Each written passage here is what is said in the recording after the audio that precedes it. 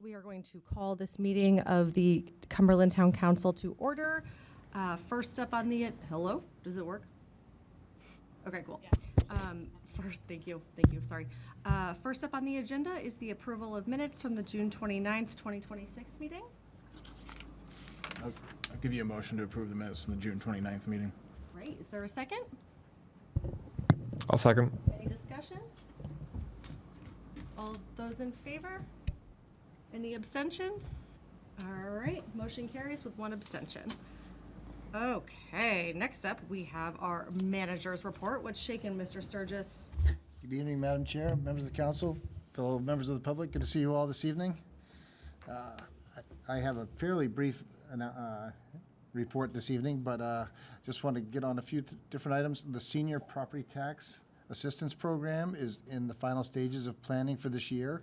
The program is for property owners and renters who are 70 years of age or older, have their homestead in the town of Cumberland, are a resident of the town for at least 10 years, and the combined household income does not exceed $91,000.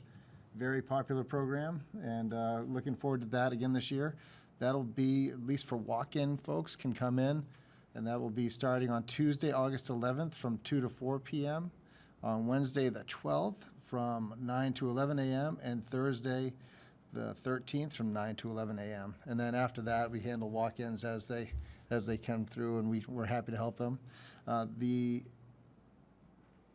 When you do come, please bring a completed application, which is linked on our town website if one wants to get it there. We also will have them, if folks don't have the opportunity to fill it out and bring it, we can help fill it out.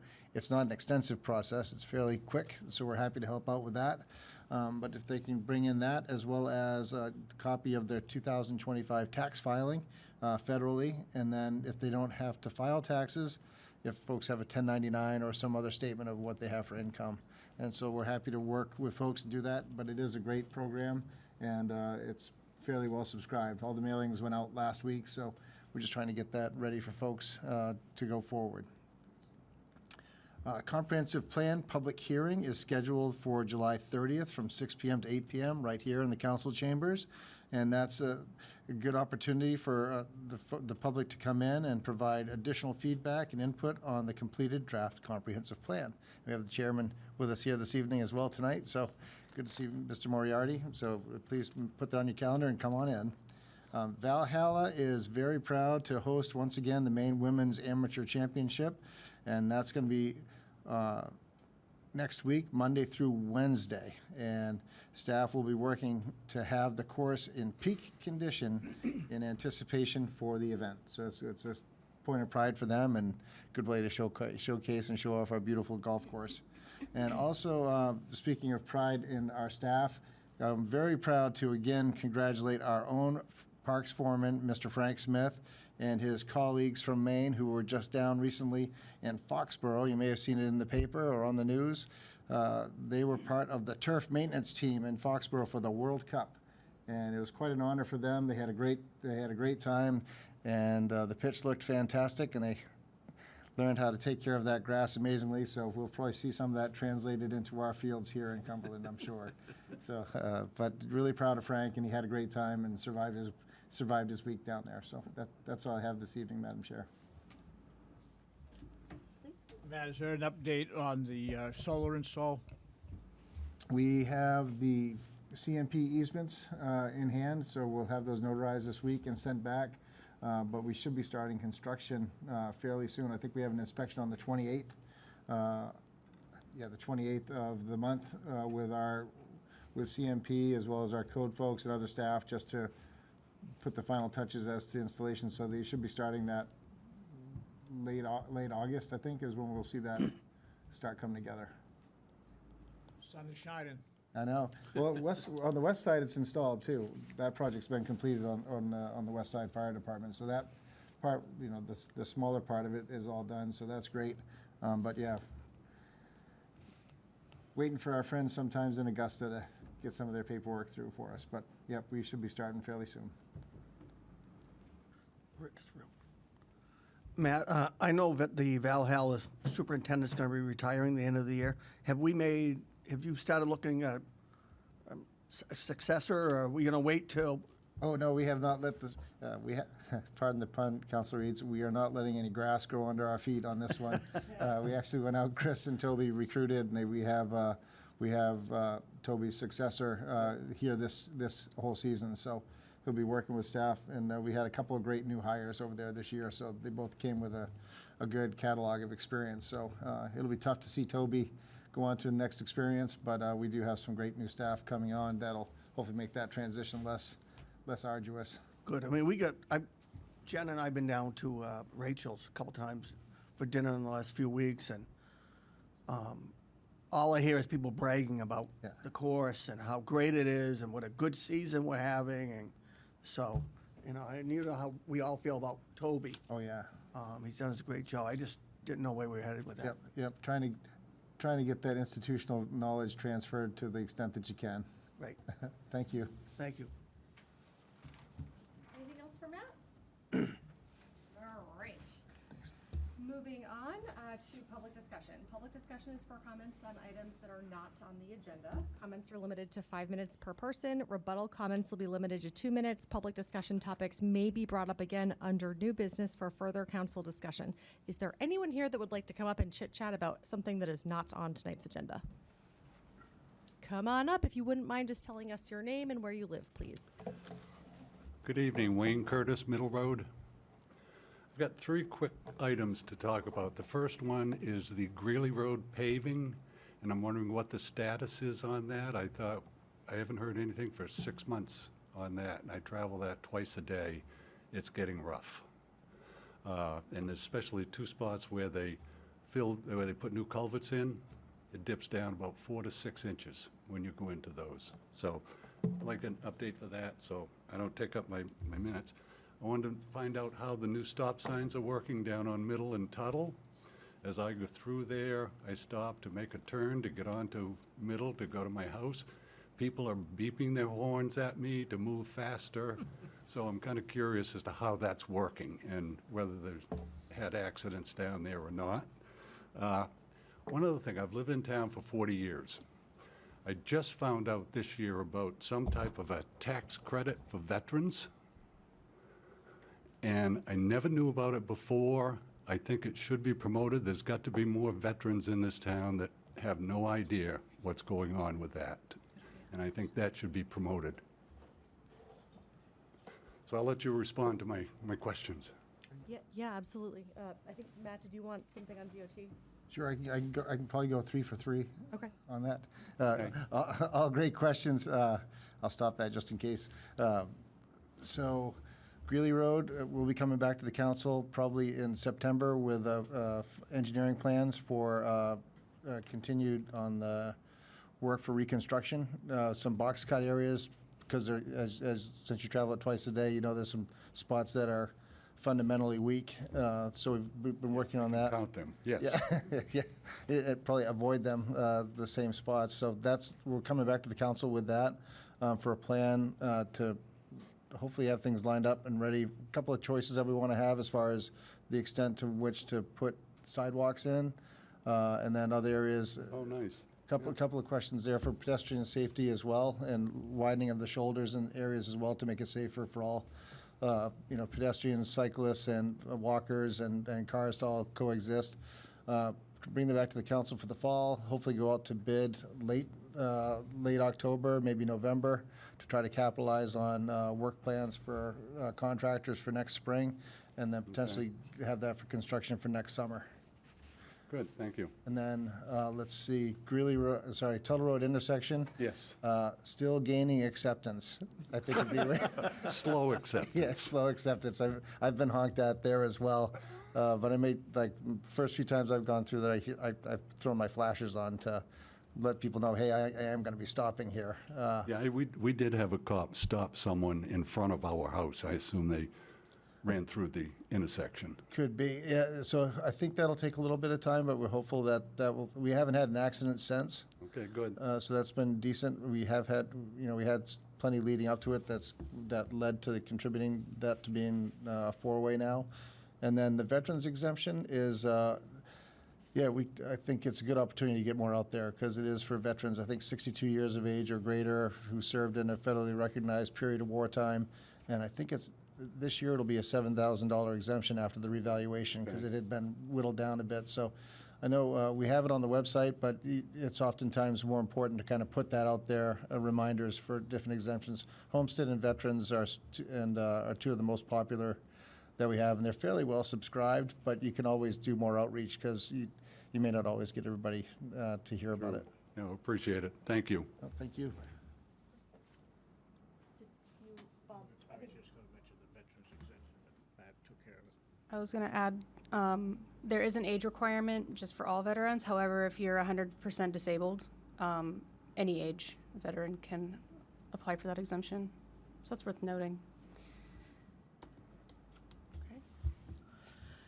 Is there anyone else who'd like to come up and chat on something that's not on the agenda? Come on up.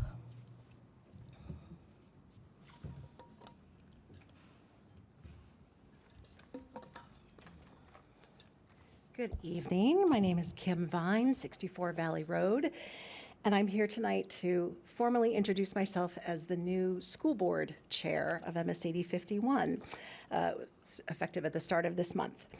I am honored to have been chosen by my fellow board members to serve the community in this role. But since I'm a Cumberland resident, I now have to consider the reality that, according to all of you, well, not Bill Follett, but if I make a decision that the council doesn't like, I could be asked to resign. And this is a statement that was made by one of you on May 11th, uncontested by the rest of you. It was during the discussion about the board's response to the council's request that the cost-sharing formula be examined. I am not here to dispute those claims or revisit this. I will say I have some ideas on how we can move forward on this, but mostly I want to highlight the position that we're in. The town council meeting after this comment, which was May 26th, the same councilman actually doubled down and said that the school board chair and myself, both women, needed to be taken to the woodshed 2 weeks prior that meeting. I take this as a reference to physical harm, whether it was in jest or hyperbolic. It was a public statement by a town councilor at a council meeting. And I would also like to note that this comment is not included in the minutes of that meeting. Brenda Moore is so very thorough, and so I have to wonder if that's an intentional omission to not actually use that word. And to put it in perspective, this came on the heels of a February Facebook comment that was a response to a post from a resident about the district budget. And the comment said that if he had been in the room when the budget was presented, his hands would have been around our throats. Our meaning the Finance Committee, of which I was the chair. For the record, Facebook found that to violate their standards, and it had to be removed, if that tells you anything. I would also like to note that the counselor who has made these comments has been on council for quite a while. I've been on school board for 4 years. That makes 8 TRICOM meetings that we have. He's been to 1. And I just find it interesting that a lot of comments are made, but they are not ever brought to the school board themselves. However, the one meeting that he was at, he said something that gave me so much hope, and that's why I'm standing here a bit bewildered tonight. Because he said to the district regarding school growth that it's not our fault.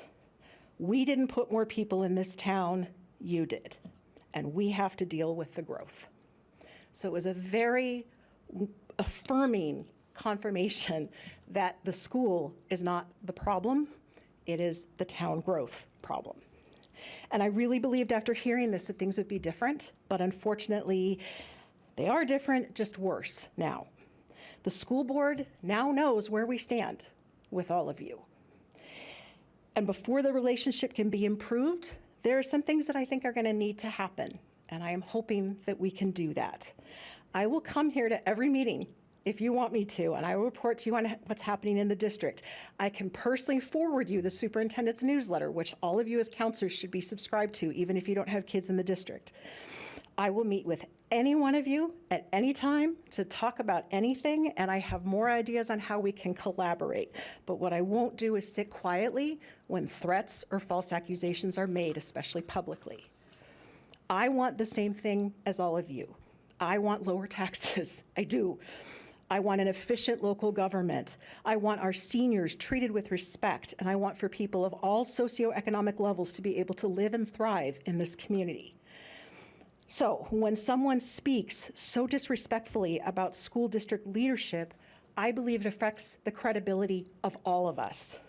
It prevents good people from doing good work because they don't want to get involved and subject themselves to targeted and offensive rhetoric.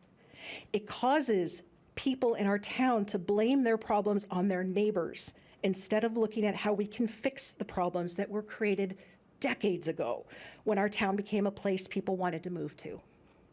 It hurts both our leadership bodies and ultimately this town itself. So I'm here. I am here tonight in person as the new school board chair. I just have one more thing, bewildered about how to progress from here.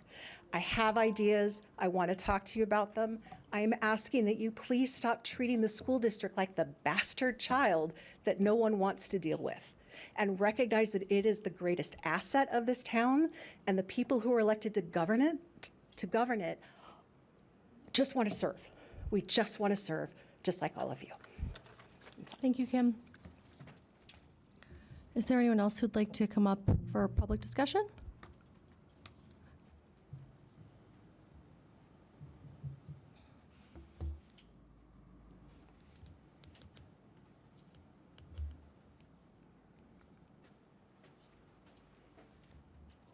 Bruce Sherwin, Blanchard Road. I'm here to talk about safety and out in West Cumberland. In the new comprehensive plan, there's a lot about West Cumberland is the place for growth, and it has been the place for growth for a while. But in my opinion, we haven't kept up in West Cumberland with safety issues. I'm talking specifically about walkers and bike people. We have a lot of them now. At my last count, I counted them when we were doing the affordable housing issue. I went out and counted all the new houses out beyond the Skillen Road, Blanchard Road intersection, and I counted 54. That's a lot been built out there, and there's more coming. And there's more out beyond on Blanchard Road, out the dirt part, way out that people don't think about. But the point I'm trying to make is, Blanchard, I went through this with Bill Shane repeatedly, this request. The Blanchard Road extension, there's been a lot of development out there with no improvement for walkers, and I walk it. I've stopped walking it because it's become a little hairy, especially delivery trucks. They don't know that it's a dead end and stuff, and I've seen them go up there 60 miles an hour is my guess. And Orchard Road also is not set up for walkers and bikers. Skillen Road that I walk is too many people driving too fast. Make a long story short, I've stopped walking out there. I usually walk the track every summer 4 or 5 times a week, and I can't get at it, so I've stopped walking. But anyway, the main point is about safety out there. It's always, I've said this at other town councils, it's always better to act for safety than to react to a tragedy. And that's what we're doing out at the Skillen Road and Blackstrap and the Bruce Hill intersections. We're reacting to tragedy there. We should have acted before for safety. And I also, as far as West Cumberland goes, again, the roundabout. We got a roundabout coming out there. I'm okay with that. That's the most safest thing to do, but it's the most expensive too. But we put 4 stop signs down in Tuttle Road and Middle. Not sure why we didn't put 4 stop signs at Blackstrap and Skillen a long time ago for safety, because we've done it down there. And when you look at the bridge work down there, I'm not an expert on this kind of stuff, but it almost seems like we should have been thinking about doing a roundabout down there while we've got all the equipment and everything torn up down there, instead of West Cumberland as a priority. Anyway, thanks. Thank you, Bruce. Is there anyone else that would like to come up? Go for it, Bob. Kim, thank you for your words this evening. You and I have had a conversation recently. This is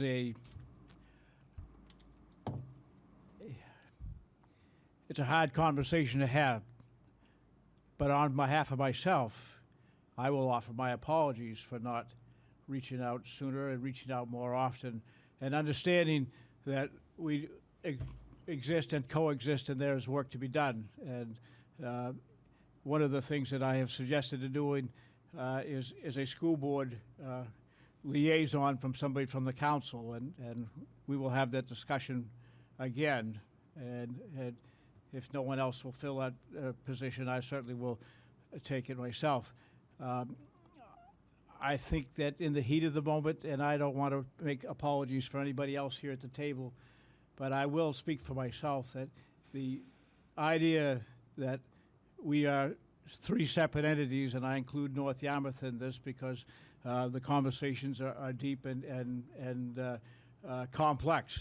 But the idea that we can't solve our problems is frankly untrue and will not be tolerated. And we will sit down and we will all come to the table and we will have the collaboration, the understanding, and the forward movement that we need to have as a single community. And thank you for your words, and I will certainly move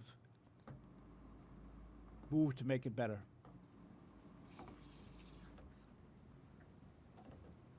Anyone else want to come up and say anything about anything that's not on the agenda before we move on? All right.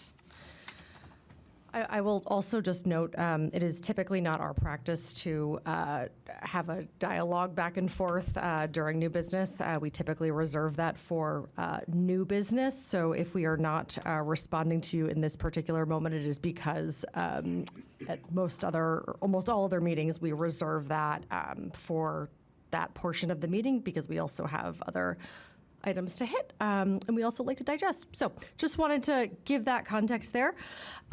We are moving into legislation policy, so there is also the opportunity for public comment per Article 2, Section 7 of the Town Charter.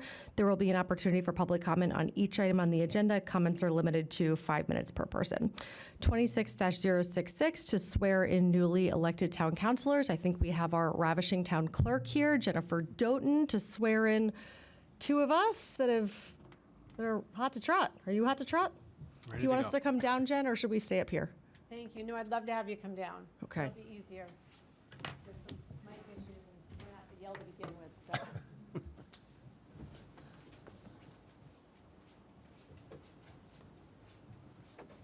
And I am just, oh yeah, do you guys want to, let's see, how does this work? Go this way.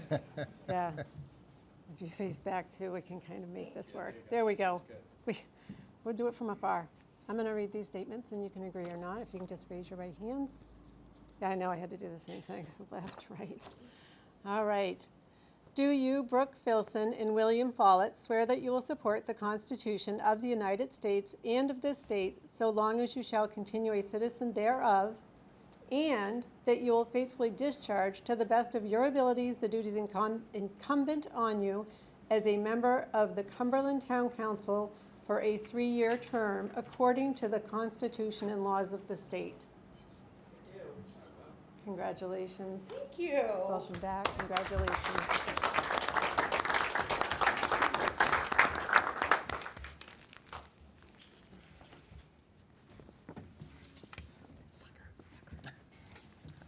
All right. Next up, 26-067 to elect a town council chair and vice chair. Before we go into council discussion, would anyone like to comment on this item on the agenda? Okay. Let's get a wiggle on.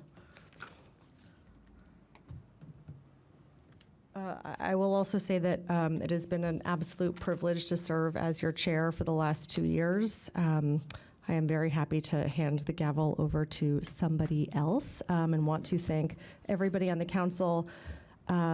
Bailey Douglas, who was the vice chair for my first year, Mike Eads, who is the vice chair for my second year. Thank you to everyone on the council, and thank you to everyone who has ever disagreed with me. It makes me a better thinker, and I really appreciate that. I also appreciate the support, but disagreement is, it's better for our brains. So, Mr. Vale. Make this short and sweet. The challenges before this council are never any easier. The importance of fulfilling our duties is never going away. The only way that this council will move forward is if we work as a whole, work together with alignment and focus. I move to elect Councilor Eads as chair, Councilor Thorson as vice chair. I'll second. Is there any discussion on the motion? All those in favor? All those opposed? I mean, I'm in favor of it. I'll abstain. All right, so motion carries with 2 abstentions? Sure, if that's appropriate. All right. All We're you going to do do a is- little switcheroo right now. Thank you. There you go, sir. That's yours, Dick. That's not mine.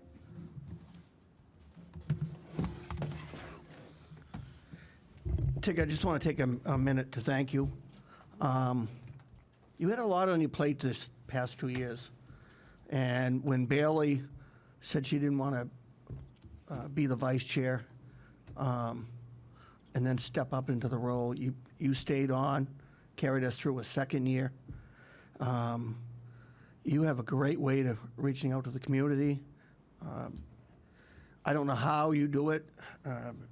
You and Denise and Andrew with kids and a 100-mile-an-hour job, but you were just great, and you never missed a beat, and so thank you.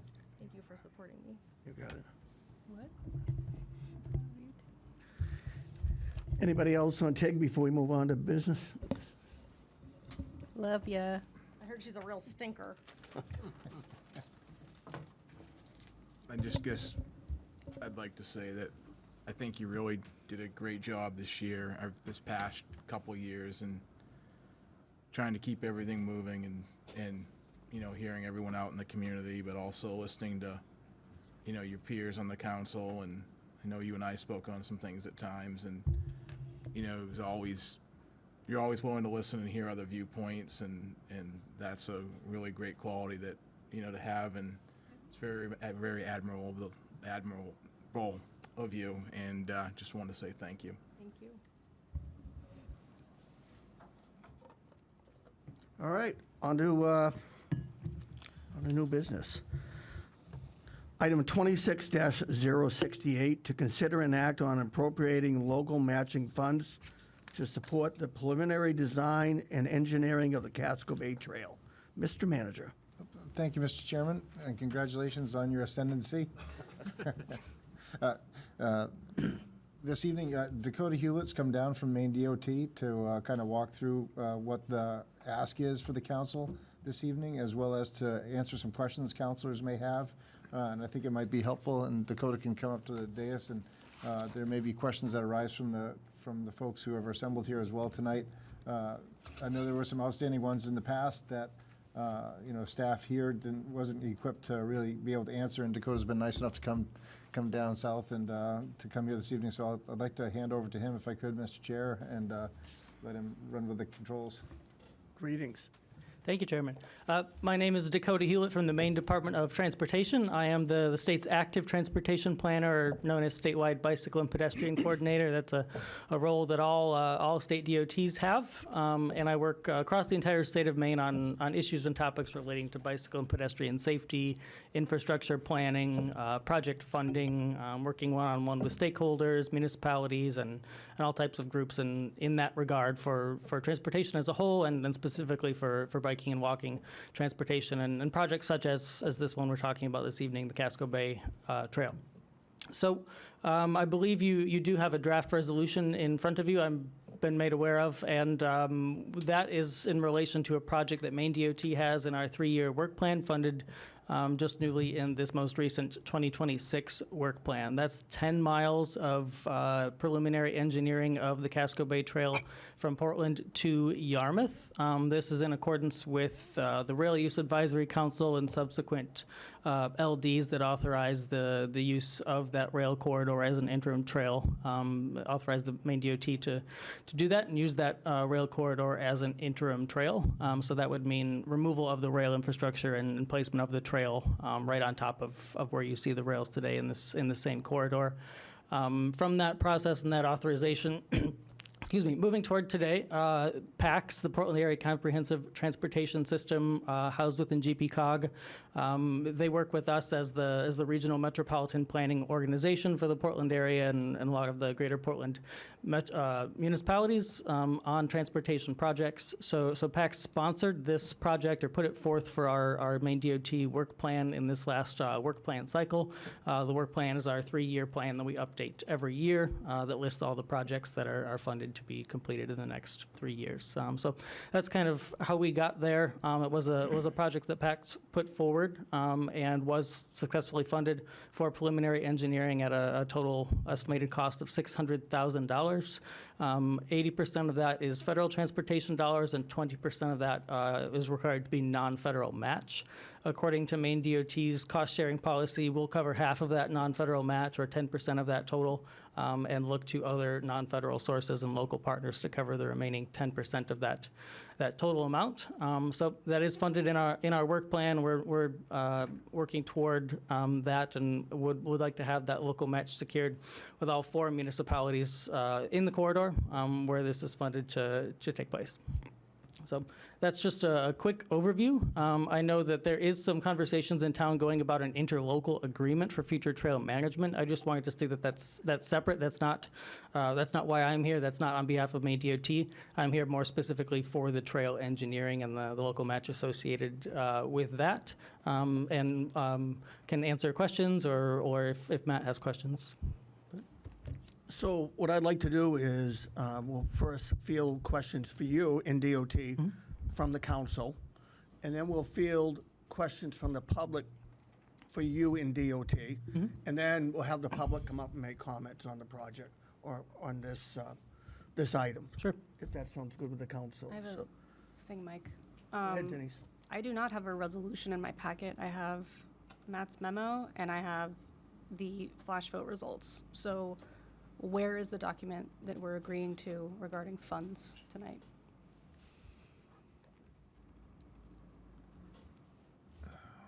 It should be inside of the body of that memo. I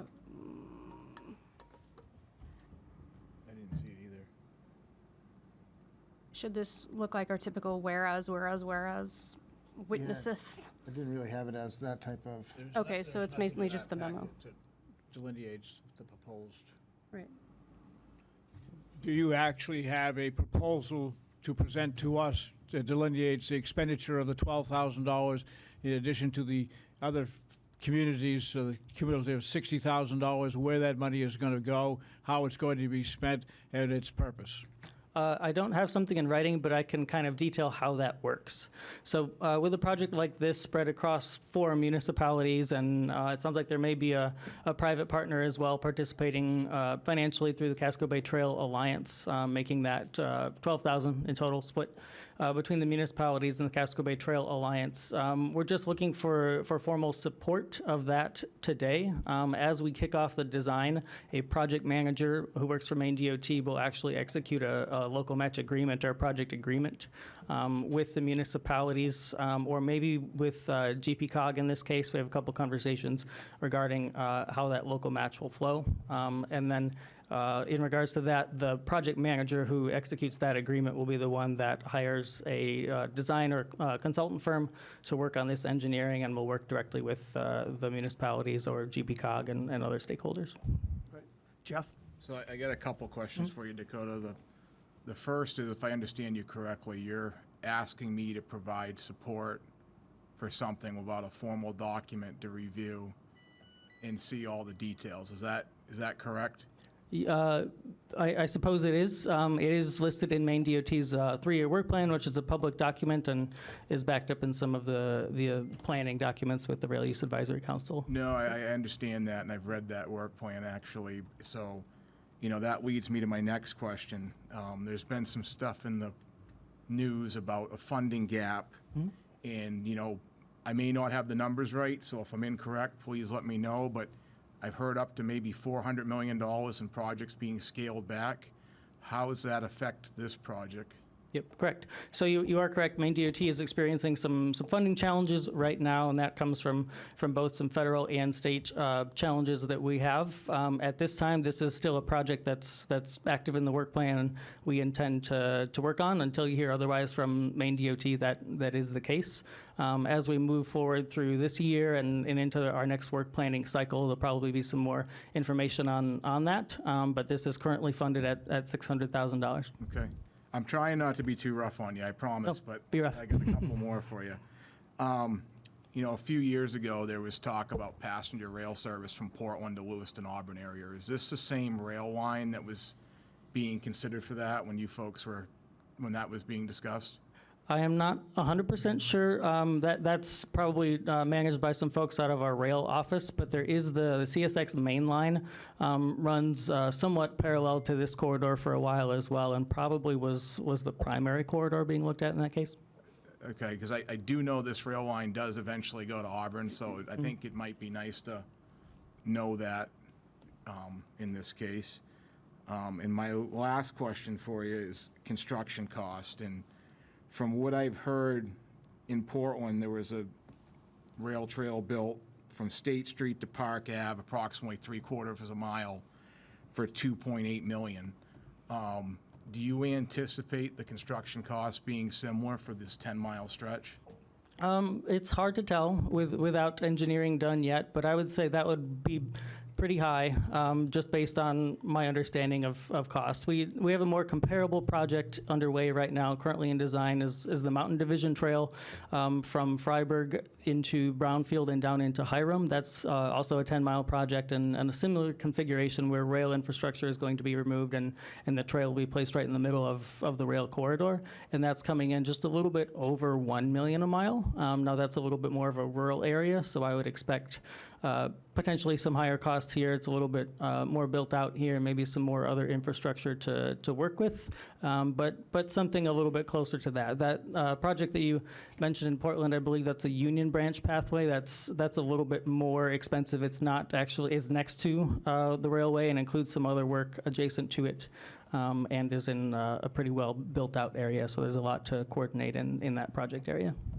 Okay. I think I got all my questions answered from now, so Denise? thank you. I have a handful. First, looking at, question for you, Matt, I mean, for either of you really, in the memo, let me find the sentence. Doodle-doodle-doo. Okay, so Cumberland's participation in the preliminary engineering phase of the project, as in buying in for $12,000, would also allow design work to proceed. Does that mean if we do not contribute our piece of it, that it does not proceed?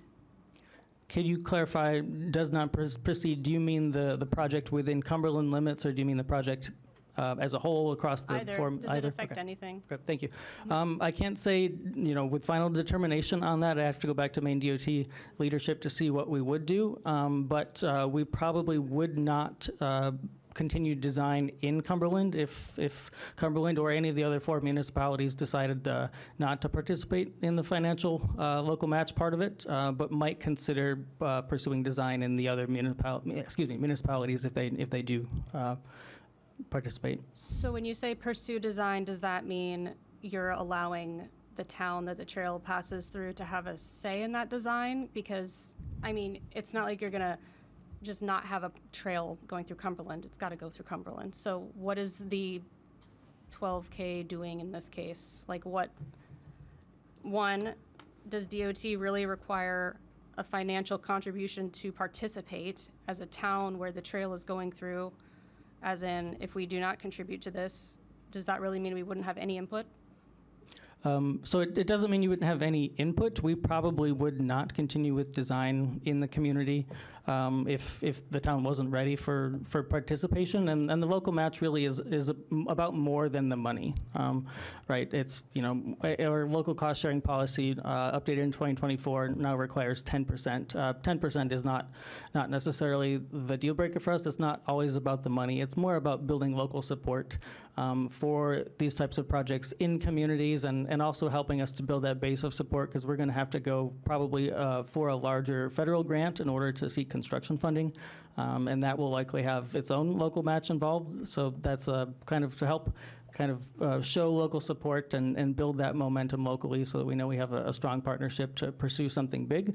And then moving on from there, I'll just be quick, moving on from there, Maine DOT does not maintain trail facilities. We don't maintain any trail facilities in the state, so we'll be looking for local partnerships to do maintenance and that kind of thing ongoing. I know there's an interlocal agreement, kind of separate conversation about what that might look like separate from this, but. Hang on, Bob. Hang on, Bob. I'm not done. ask a I'm not question. done, and that segues into my next point. I know we're looking at this in isolation, but I don't think it can be looked at that way in complete isolation because just a little bit of the history on this topic. 2 years ago, I think it was my first council meeting, actually, we had a meeting about this. It was very long. There were a lot of concerns brought up. There was concerns from the council about not having enough information, Cumberland not having access, but also requiring, maintenance of it, like having to take care of the maintenance. How would that work? Concerns from abutters, lots of different questions unanswered because there wasn't an MDOT representative there at the time. And so my thought was, okay, we have you here tonight. We should be able to answer all these questions and questions beyond just this monetary commitment just for the design plans, but the thing that it's leading to down the line, because in order to make a decision on this tonight, I need more information about where we're going, what's the big picture. And so we left that meeting 2 years ago with the understanding that before we went forward with any more, either a monetary thing or a resolution, there would be a meeting set up with MDOT and the abutters, and there would be some sort of collaboration happening, getting through the issues, getting more answers.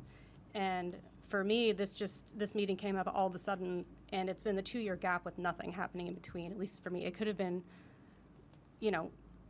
behind the scenes or something could have happened. And if there's information gaps, please, somebody fill me in with those. But so if we can't answer the questions we have tonight about, are we going to have access? What are the maintenance requirements, how does this play out, the town's responsibility, how many years is this going on for? For me, it's I don't know if it's simply, sure, buy in for $12,000 to show that you have a base of support, but we still have these unanswered questions.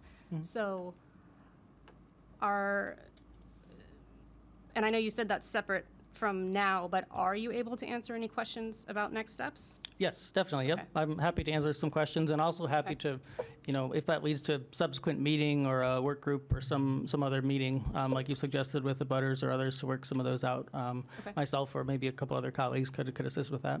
Okay.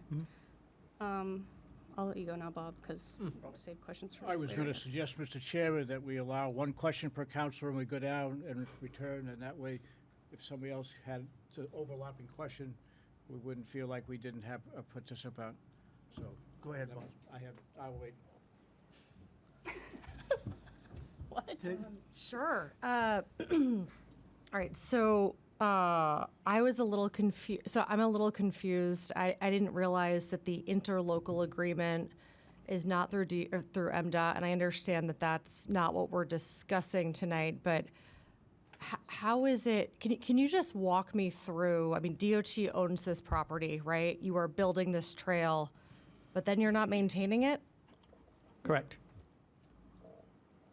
Could I you walk can me elaborate. through that Yes. a little Yes, bit? of course. Like, Thank you. So Maine DOT has access to federal funds that can implement these types of projects and access to the technical resources, engineers, and such to do this kind of work. But we don't maintain recreational trails. We haven't, at least to my knowledge, in the state of Maine, and have always leaned upon partnerships with municipalities, stakeholders, nonprofits, or interlocal groups of multiple municipalities to do that kind of ongoing general, mow the grass, programming, that type of thing, day-to-day operational maintenance. There's a couple other examples of how we do that in other trails in the state. And as far as I know, the department itself is not at this time interested in taking on maintenance of these types of facilities.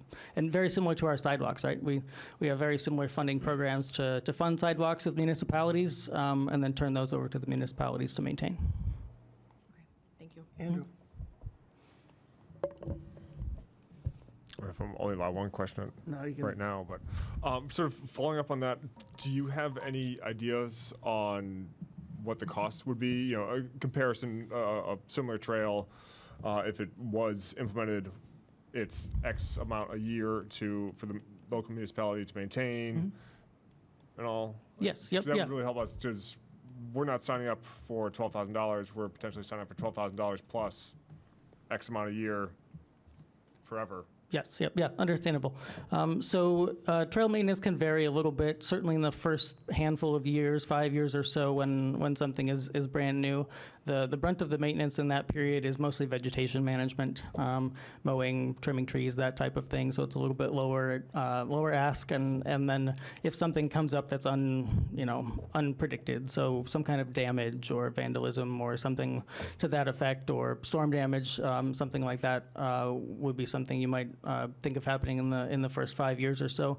Beyond that, you start to maybe think about some pavement repair or some other more infrastructure repair. So you can see the cost may go up a little bit over time, and maybe there's some financial planning that goes with that. But talking some round numbers here, probably $2,000 a mile, $2,500 a mile, give or take, in that area is what would be a pretty well-maintained trail. I was actually up with the Freiburg Select Board last week, and they spend under $2,000 a mile on the section that they have in Freiburg, and it's looking great so far. But it kind of can depend on how maintenance is done as well. So Maine DOT won't dictate how or who does maintenance necessarily. It could be done with town staff. There could be a lot of volunteer effort involved in things. It could be done with contract work, multiple ways to go about it, and that could probably impact the cost. Bill, you have any questions? Following the one-question rule here, the 12K commitment just commits us to this initial engineering study. It doesn't commit us to anything else beyond that engineering study. Is that correct? Correct, yep. So if the town chose to participate in that engineering study, and we do that preliminary engineering, so that level of engineering would not be quite enough to go to bid that for construction.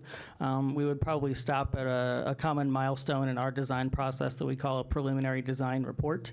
That's a great place to stop a project and hold and look for big dollars, look for federal grants, and look for larger construction funding before we proceed with some other processes to finish out design and then work into construction. But this $12,000 would be just for that preliminary engineering. You'd not be committing the town to anything beyond that.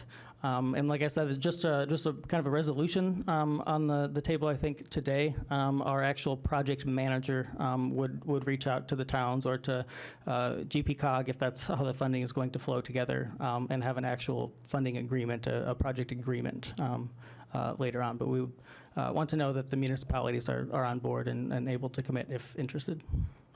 Dakota, one quick question for you.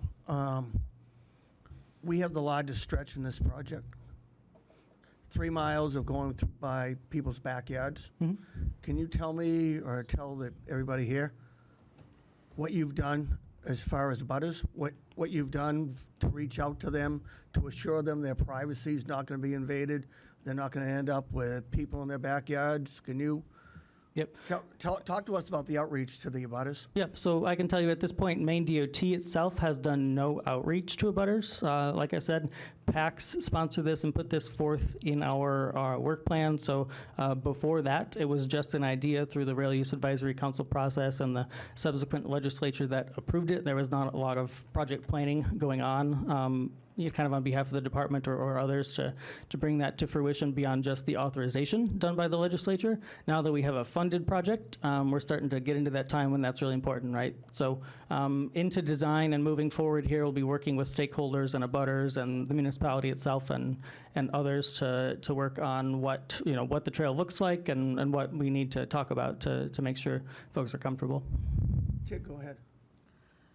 I'm not going down the line, but after the 2024 meeting, Matt and I went to Augusta to meet with the then commissioner, who is now retired, the deputy commissioner, who is now the commissioner, to kind of talk about this project as well as a lot of the abutter concerns.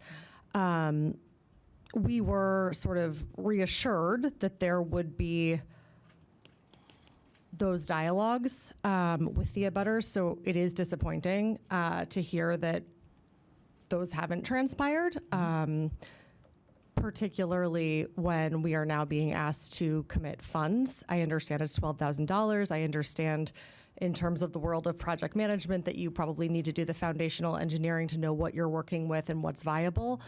But you can also imagine that for us being up here, we are here to bring forth the concerns that have been flagged to us by the abutters. And we also conscious that we have a lot of supporters of this project in town as well, right? Mm-hmm. And so I think I'm personally just a little frustrated that there hasn't been proactive outreach prior to this, even if it had just been kind of a sit down with folks to say, hey, this is coming, here are the different steps, because you're sort of putting us in an impossible position right now. You're saying, hey, we want you to build this, we want some money, and yet you haven't kind of held up your end of the bargain. And I just wanted to put that out there because it doesn't feel great. I appreciate your honesty and understand that. I will just say Maine DOT did not fund this project of our own choice. This was sponsored by PACS, of which the town of Cumberland is a member of. So certainly in the future we can have some of those conversations a little bit sooner, probably with the MPO, with PACS, and get some of those earlier pain points kind of discussed out in the open before we fund a project. But certainly understand. Jeff? So, paving, you mentioned maintenance costs being relatively low at first, $2,000 a mile, which sounds great. But, I know when we go to look at paving, 3 miles, could probably pave a couple streets for that. You folks put down more pavement a year than anyone else in the state, obviously. Any idea on what maintenance paving would be on this, based on what you're building? Yeah, yep. So I would expect at least a full 20 years, maybe 30 years of pavement life on a trail like this. There's some example trails. The Kennebec River Rail Trail would be one that I could think of that's been paved now for over 20 years, and they're starting to talk about, repaving or some surface rehab there.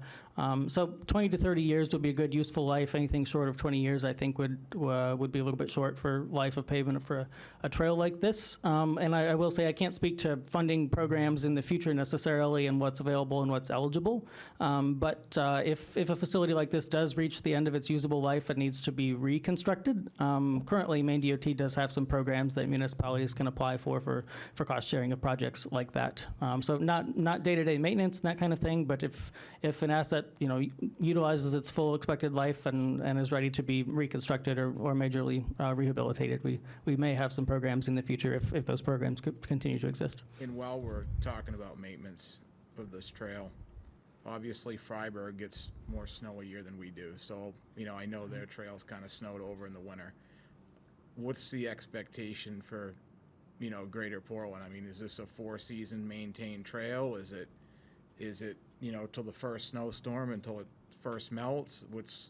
what's the thought process behind that with this? Yep, I think Maine DOT would elect to have, let the folks who are managing the trail make that decision. I don't think we would necessarily dictate that in this case. Probably something to work with all of the neighboring municipalities on, whether it's something that folks want to clear for year-round use or want to allow snow for, snowshoeing, cross-country skiing, that type of thing. I'm aware of some trails that even just clear about half the width so that there's a little room to utilize the snow and a little room to not utilize the snow if that's what we choose. So there's some options I don't think Maine DOT would necessarily require either.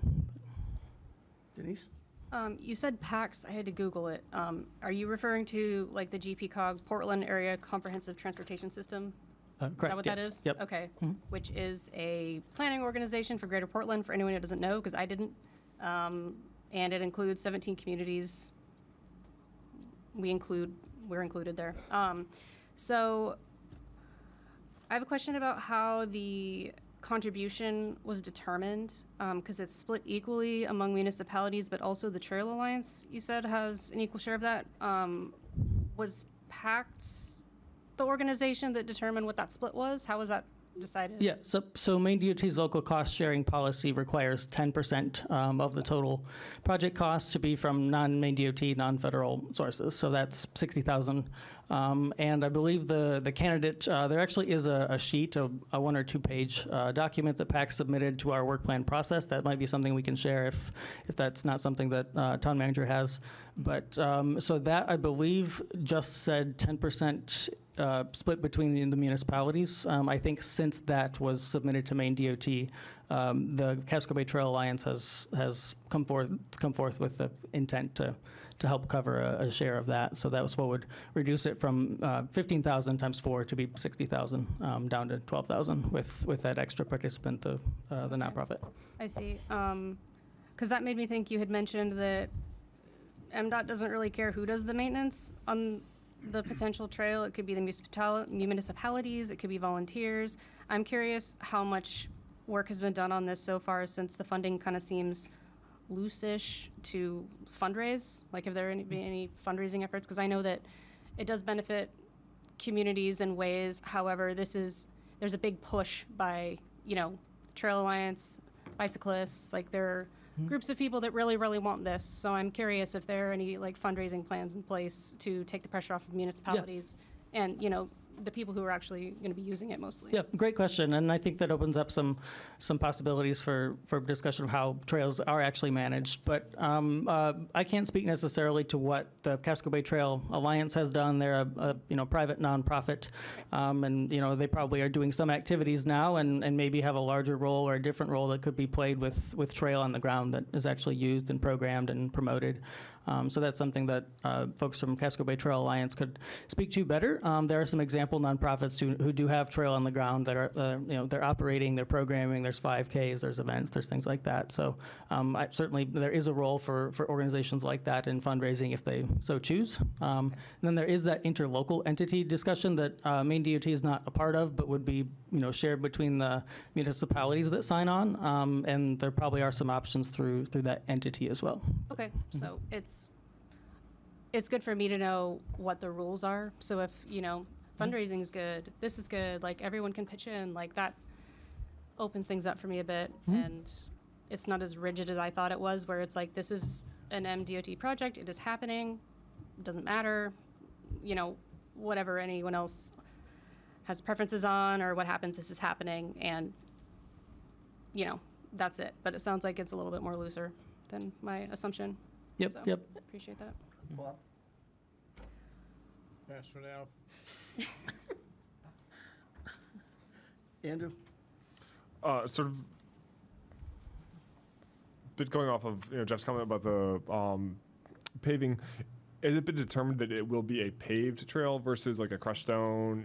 Like parts of the Eastern Trail are paved, but parts are not. Like, has that been determined? Yes, I believe the Rail Use Advisory Council recommended a paved surface on the trail, and the bill that authorized the interim trail use either mentions the surface specifically or maybe just mirrors or recommends what the RUAC, the Rail Use Advisory Council, recommended, which was pavement. that is something that, as far as I'm aware of at this point, Maine DOT intends to implement what the bill that authorizes us to do this says. But if it was of interest for, some of these municipalities or municipalities together to talk about that a little bit more, we may be open to it. Like you said, the Eastern Trail, and there are other examples of crushed stone surfaces and other trails. Given the contextual environment here, we're probably going to, experience a lot more regular bicyclists and folks walking, strollers, rollerblades, that type of thing. So a paved surface might be what is contextually, expected here, but could have that conversation if needed. All right. So if we signed on and the 12K got us, a seat at the table, and having MDOT go through and have the trail go through Cumberland, what does that look for us? Like, what is that seat at the table? Is that just we get to show up to meetings and sit in the audience and say something? Are we have a member on whatever board, commission, group, or like, how does that work? Yep, that's a great question. I think there's some room to define that. Maine DOT intends to administer the project, meaning that we'll hire the consultant firm doing the work, but certainly can take guidance from like a steering committee if the municipalities would, together wanted to create a steering committee that we could meet with, or our project manager would meet with the consultant some number of times to talk about the design, as well as ahead of the public engagement part of our design process. I think there's some freedom and flexibility there to see what works. We've done some different things with different types of projects regarding that, and whether it's staff involvement from the municipality or some other kind of project-specific committee made up of representatives of stakeholders or people from the towns. So it's up in the air right now. Yes, yep. Okay. But there is public engagement in all of our infrastructure design processes, and we would be running these designs by the town at the very least. But we certainly can have a committee that meets with our project manager or whatever works best. Mm-hmm. So I think one of the big concerns that people brought up also is just access of, is Cumberland going to have any access? If so, where? If not, why not? And it's making sure that we have some sort of ability to affect that. Yeah. I think that's a super important question. So right now, the access probably at Johnson Road and access probably at the Park and Ride in Yarmouth, and what's in the middle there is Cumberland. So unfortunately, I don't know of a public access point in there that we know for sure works. I have had a discussion with the project manager of the Tuttle Road Bridge project that is ongoing now. He's clued me in onto what some of the side slopes around that bridge are going to look like.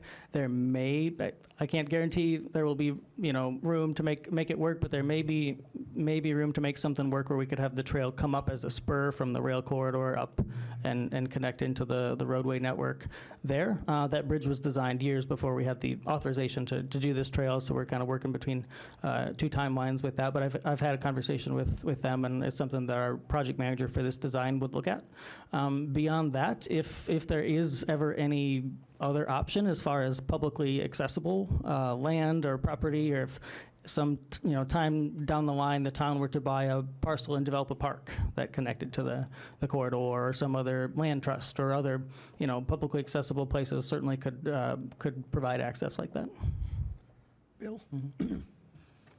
So we know also too that CMP is looking at upgrades for the Portland area. Have you guys been in discussions with them at all?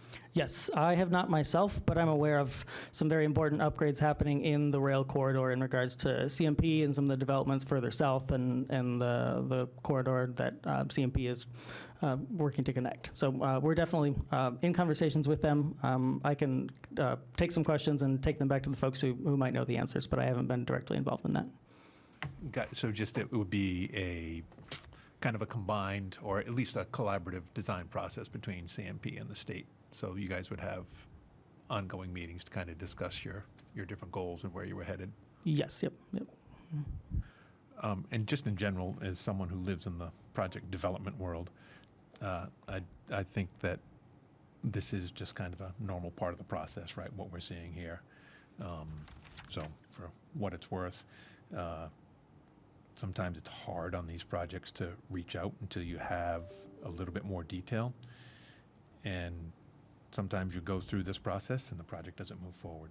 But unless, I think, so let's see how we can help shape the process, I think, is where it was. What I'd like to see. I like the idea of the steering committee so that we can at least have a say in this process.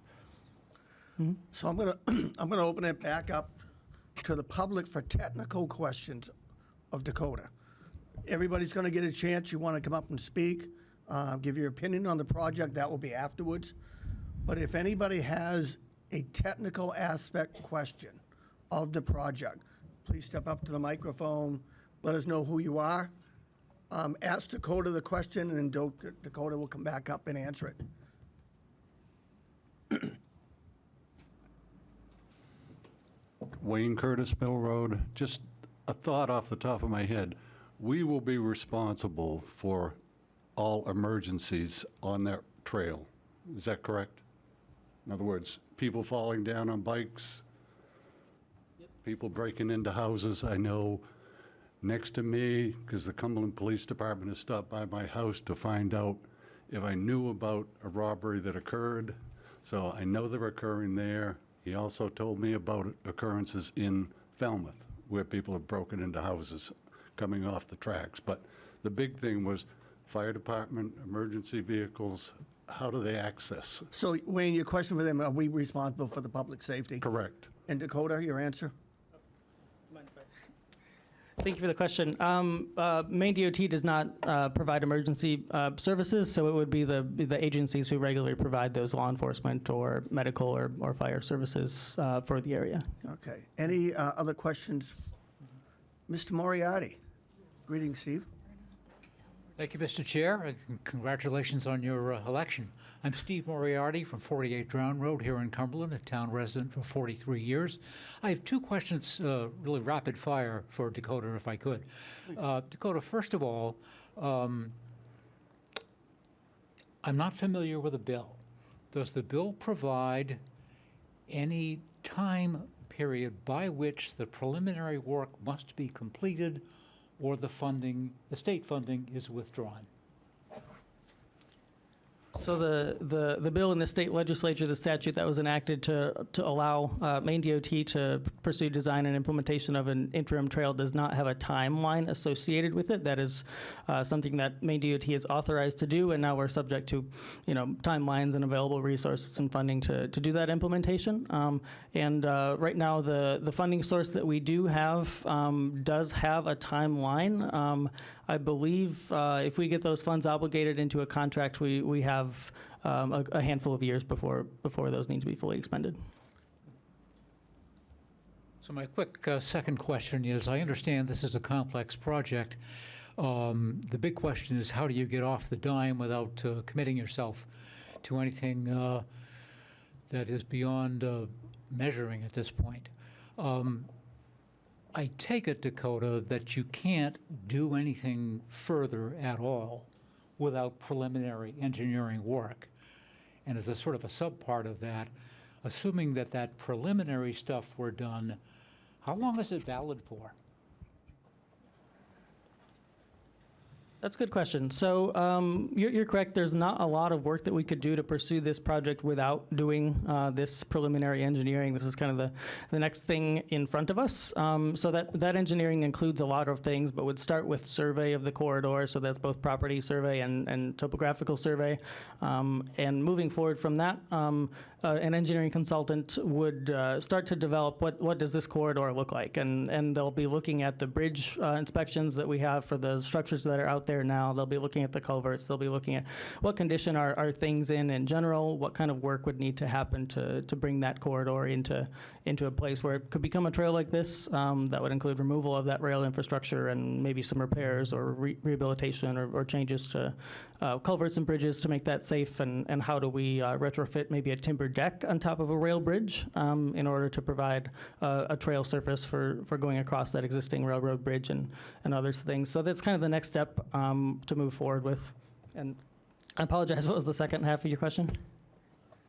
How long the results are valid from an engineering point of view? Yeah, yep. So if we were to partially design this, do that preliminary design, that design work is pretty good for a while. What would need to be updated if a significant amount of time were to pass would be the cost estimates, just to make sure that we're using the right unit cost for the different items that are in the design to be constructed. We couldn't bid it off of, cost estimates that were probably more than 5 years old or less. And that's something we do regularly on all of our projects before we bid, is we make sure our cost estimates are up to date. We want to make sure we can bid in a competitive environment and award projects with good fiscal responsibility, and having good engineers' cost estimates for us is an important part of that. So that's certainly something that we would need to update if the design were to sit for a period of time. All right, any further questions of DOT?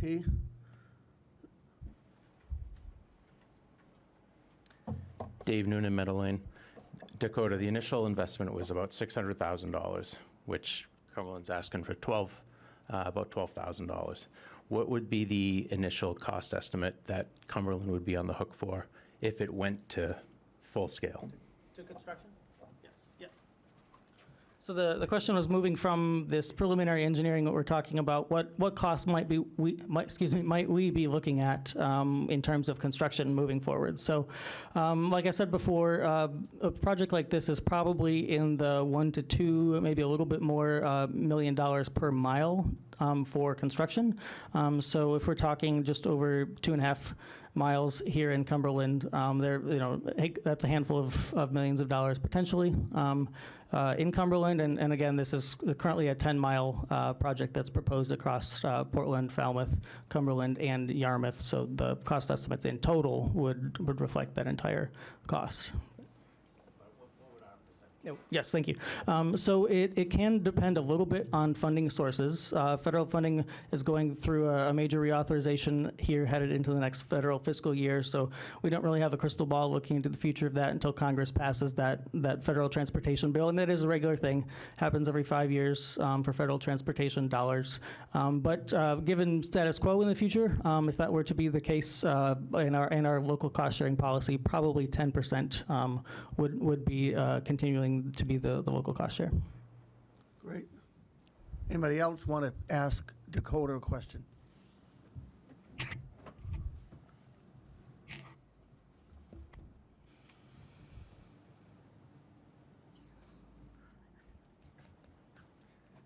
Eben Sweetser, I live on Blanchard Road. Just a technical question. The current status of the rail line, has it been abandoned officially? And if not, do we see the Surface Transportation Board having to approve anything?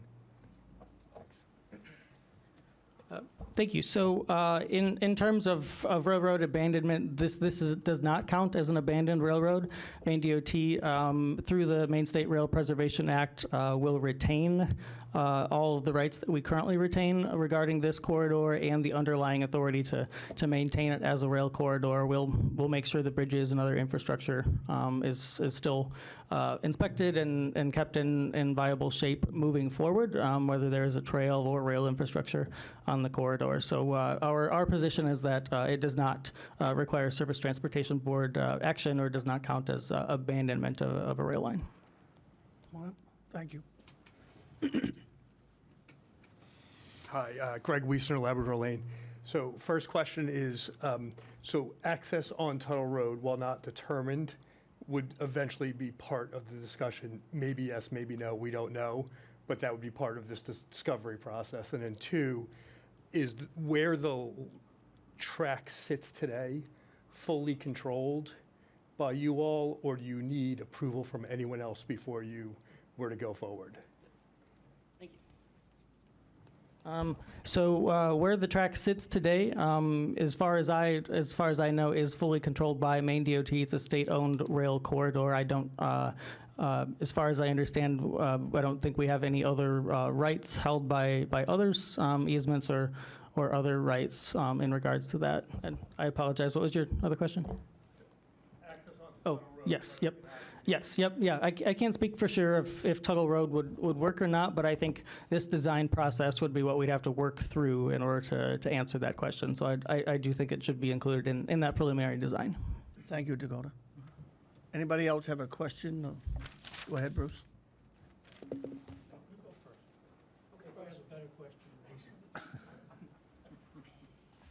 Right, Dakota, assume that the preliminary engineering work is done within the funding available by the state and within the 12,000 that the four communities will each be expected to contribute, and that the preliminary stuff is full and complete and all of that nature.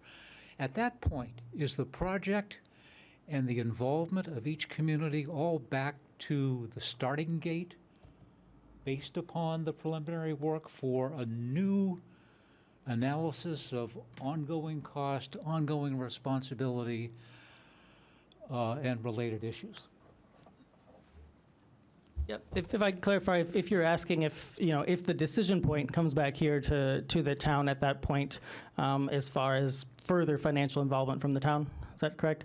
Moving into construction and finishing design and that kind of thing. Yes, yep. So as we mentioned today, this conversation is really specific to the preliminary engineering and the local cost share involved in that. We'd be back in front of council and working with Matt and town staff and others as needed, as we approach some of these other milestones and approach, seeking construction funding. We certainly would not seek federal dollars without making sure that we have all of the picture built. That would include both our share and local shares as well. So we'll be back in front of the town for support and decision points on that in the future. Bruce, you got a question for Dakota? Two questions. Number one, do you folks is putting up parking lots at Johnson Road and Yarmouth? And if we put in the Tuttle thing, are parking lots included, and what size might they be? So parking lots or trailheads, they are eligible for most of the federal funding sources that we have access to. So we could develop them if there's available right-of-way and a feasible design to do that. So I don't know if any parking fits at Tuttle Road. Maybe just what we're talking about there, if something fits, would be just a connector up to the roadway, a connector pathway from the rail corridor up to the roadway. But you mentioned Johnson Road. I'm not sure exactly. Some of that might come down to some discussions after we've surveyed the corridor. That's actually exactly how we found room for parking in Brownfield in a project we're designing right now. Is after we started design and things, we knew we didn't own any extra width there.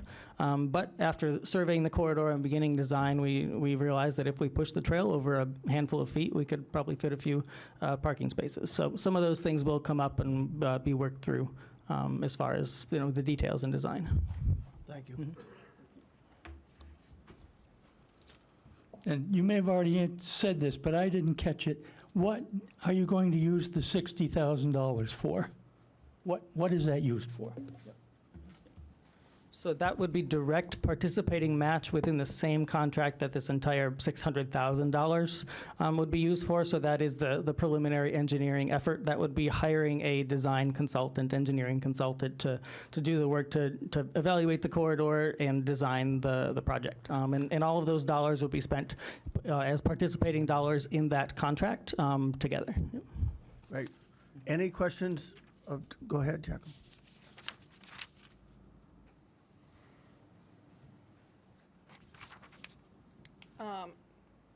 Jacqueline Story, 25 Shirley Lane. Actually, technically 29 now. A lot of my questions had been answered, but I do still have a couple. As an abutter, what will this project limit my property rights to? So, for example, sometimes with trails, you can't hunt close to them. So I come from a hunting family where we are all along the trail and have been hunting there for generations. So is that something like that is going to affect that? That's my first one. I'll go one at a time. Sure, that's helpful for me. Thank you for the question. Hunting or other rights impacted. Speaking generally about property rights, we won't know for sure about any impacts, whether temporary or permanent, until we have both survey and at least some preliminary design done. That's pretty common for us. We often do have temporary project impacts with many of our transportation projects. That could include a construction worker having to stand on a front lawn to regrade the side of the road, or it could mean a temporary construction easement to get equipment across somewhere where we can't get it another place to get down to the work site, or a number of other reasons. Permanent property rights, permanent property impacts do happen with transportation. I would not anticipate many of them. Certainly with a project like this, the 10-mile project that we have for the Mountain Division Trail up Freiburg to Hiram, that's 10 miles, and as it's designed now, has no temporary or permanent impacts to private property. As far as other activities like hunting, that really is not regulated by Maine DOT. If the municipalities wanted to create rules around the trail, that would be up to the municipalities. And I certainly would say, even though it's not a trail now, I'm not sure that folks should be shooting across the state-owned rail corridor. So if that's happening, I'd just be cognizant of that. But I can't say for sure about rules on the trail. I think that's something we'd have to work with the managing entities as we move forward with this, with that interlocal entity or with the municipalities. And then my next question would be what the use of the trail will be. So there's been lots of talk about it being a walking trail, running, biking, all of that type of things. But what about, like, for example, up north, trails like this are used by ATVs and they're actually managed by ATV, like coalitions, I guess. I don't, the word is escaping me. Yep. So you're correct. There are a lot of trails that are kind of single-use trails or dual-use, multi-use trails with ATV clubs, snowmobile clubs involved, and others.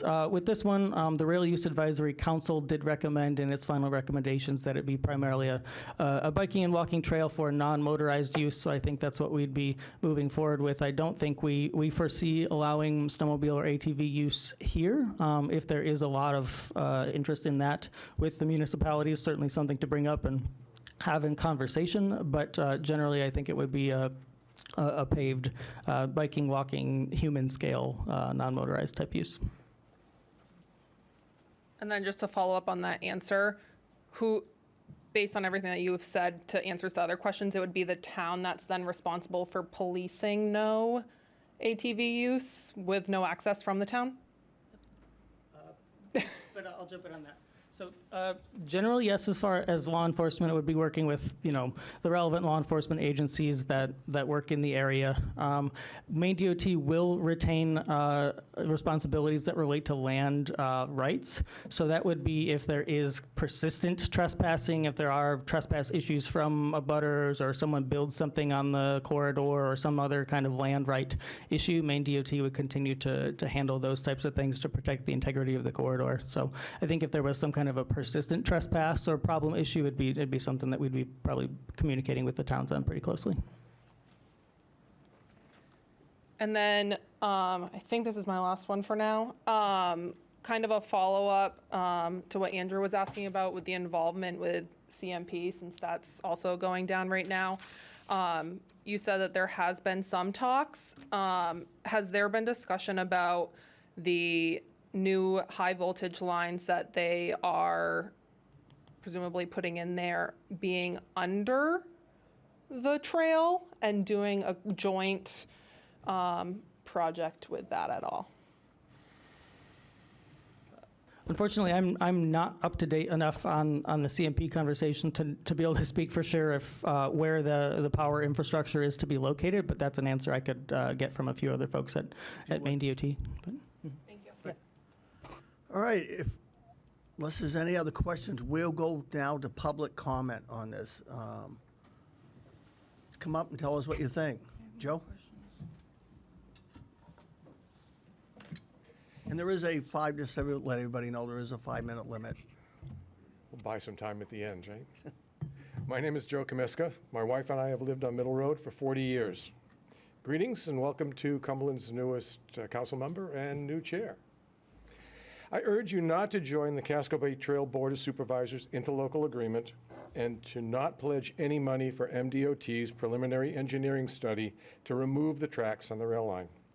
There are many reasons not to move forward with the support of the Casco Bay Trail: privacy, environment, safety, economic development, and financial. The website I have, stopcascobaytrail.com, outlines many of these concerns.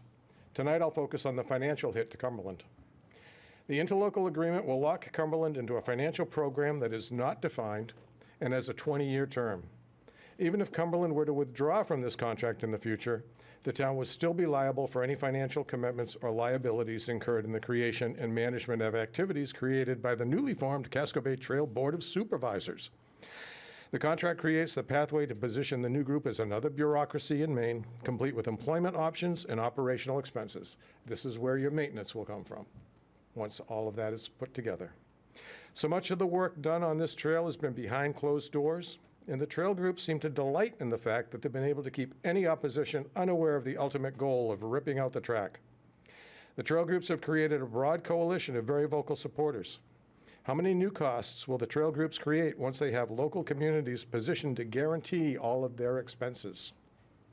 The cost of removing the rail line, just the removal, is between $47 and $55 million. The yearly maintenance is conservatively estimated at between $100,000 to $200,000. Can the town realistically join this group, the program that offers no benefits to the residents? There is no public access to the trail in Cumberland. During the development of the town's comprehensive plan, it was revealed that only a minority of the residents use the existing trails in our town. We do not need any more. How can the town enter into this legal contract with the potential of a huge tax impact on its residents?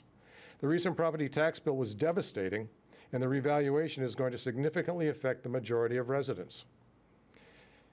MDOT picked up 100% of the Mountain Division engineering study cost. Why are they asking Cumberland and other towns to pay?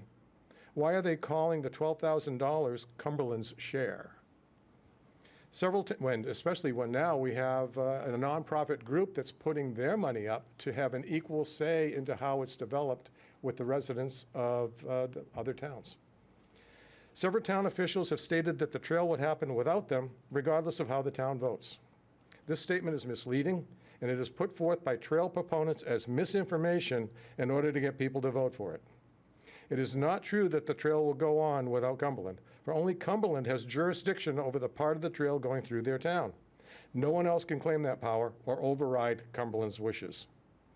A question came up to Dakota Hewlett from MDOT at a Brownfield town meeting. The question was, what happens if Brownfield does not sign the maintenance agreement? And Dakota said, I just asked the commissioner that, and he said the trail will not go out to bid without all of the towns signing the agreement. It's very likely the trail will not happen, unquote. MDOT is at least $400 million behind in funds for projects that have been approved. Soon, MDOT will be listing all the approved projects they are postponing or canceling. We hope the Casco Bay Trail is one of them. Why sign a commitment at this time? I'm also concerned how the town council feels it can move forward with this vote. As mentioned by some of the council members, at the Cumberland Town Council meeting of September 22nd, 2024, it was determined that there were too many issues and questions to move forward with the support of a trail resolution. These questions still exist. Indeed, there are many more questions as this project rolls forward at full steam. At that meeting, the council directed a meeting to be set up with abutting landowners. That meeting never happened. Please protect Cumberland's taxpayers and do not join the Casco Bay Trail Board of Supervisors into local agreement. Do not support the Casco Bay Trail line. The Casco Bay Trail isn't even a nice-to-have type of program. It will prove to be an economic development disaster if the rails are moved. The region and state would be much better positioned to have the rail line offer modern transportation services. The line between Portland and Auburn is part of America's first international rail line. The railway connects Portland to Montreal. This can be the start of future expansion north to Montreal, but we need to preserve this rail line to accomplish that. Rail proponents have identified the federal dollars to accomplish how we convert this line to electrified passenger rail in 2 to 3 years and run 20 trips per day between Maine's largest metro areas. Thank you, Joe. Thank you.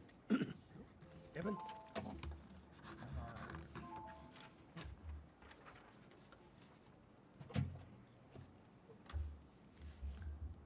All right. Evan Sweetser here from Blanchard Road. I'm going to run out of time, so I'll just start saying that I would definitely support this first step of getting the preliminary stuff done. But I want to just come down and talk a little bit because we did think a lot about this on the Comprehensive Plan Committee. And my background is rail and rail operations, and I've been a long-time advocate for rail. So I think, some things to consider in your discussion is, and we talked about this in our transportation chapter, was what does the future of rail in Cumberland look like? And we didn't want to do anything in the plan that would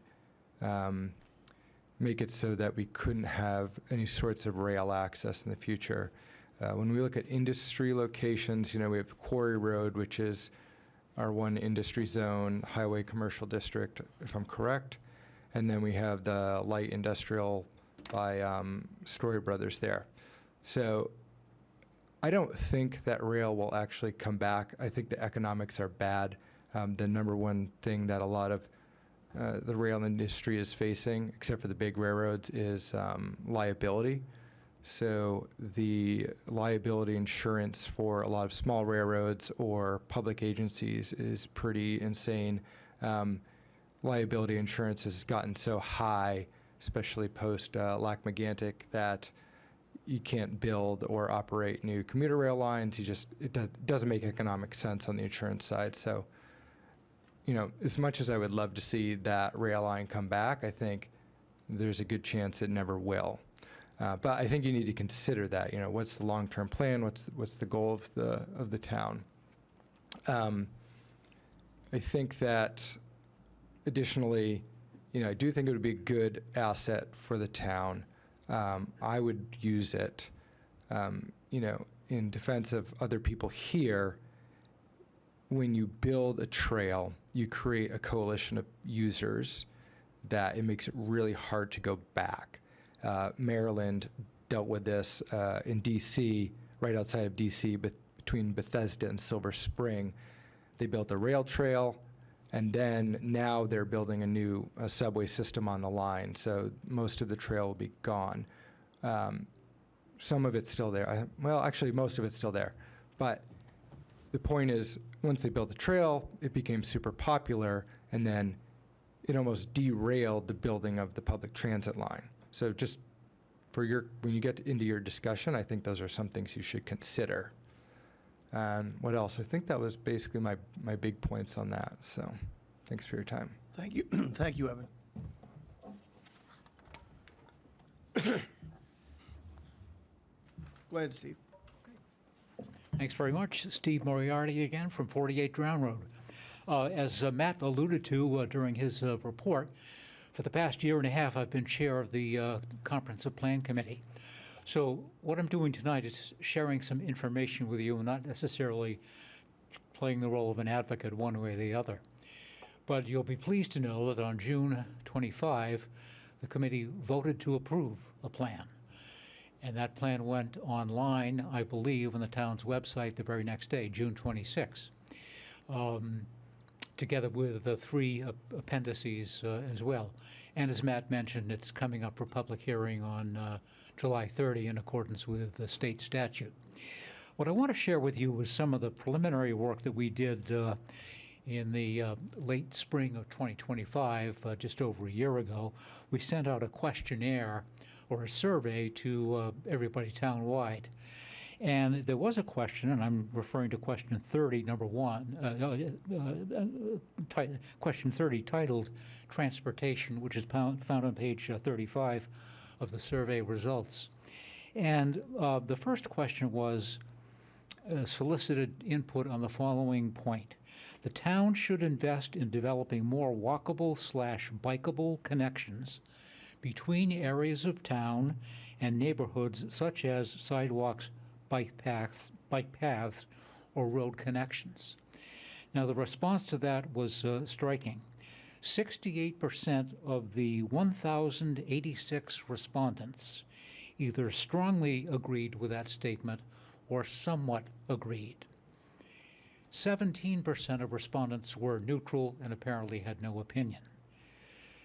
Only 15% of the respondents were either somewhat disagreed or strongly disagreed with that statement.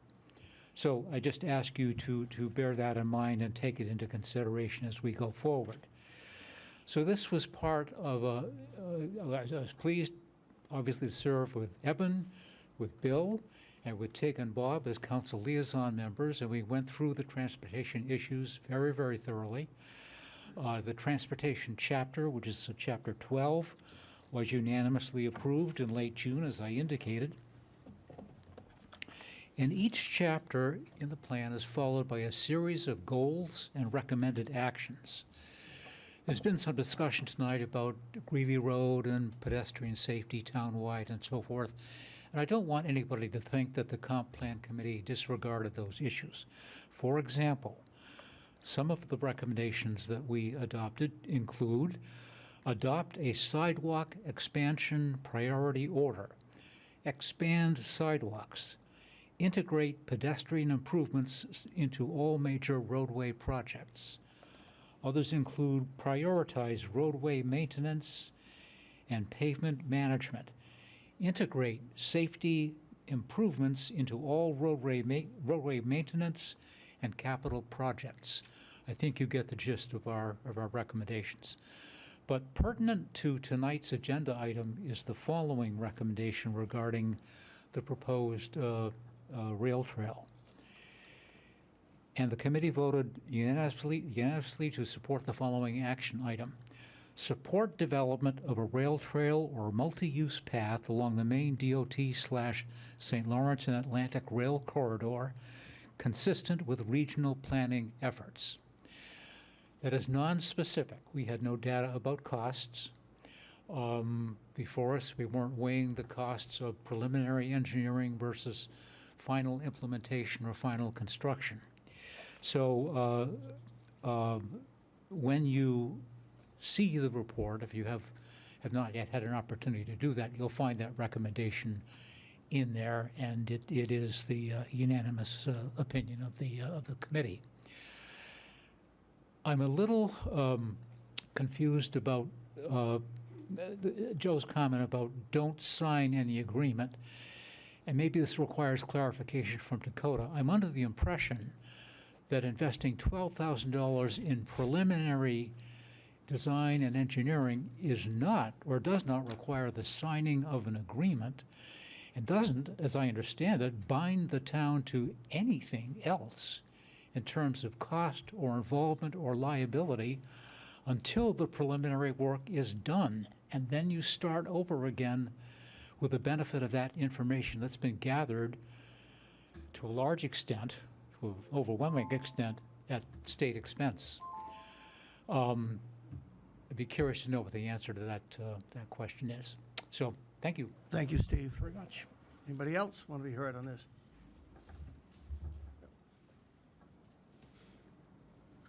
Wayne Curtis, Middle Road. Steve, I have a question. You were speaking about the comprehensive plan. How many abutters were on that comprehensive plan committee? Because you talked 17% said they didn't want something about the trail. So 17%, considering there's only about 55 people down on Middle Road, and there's what, 3,000 families in Cumberland, 3,700, something like that? That's a lot. So the numbers are a little deceiving. I'll let you respond. Thank you. Thanks very much. I do want to clear up any misunderstanding there may be.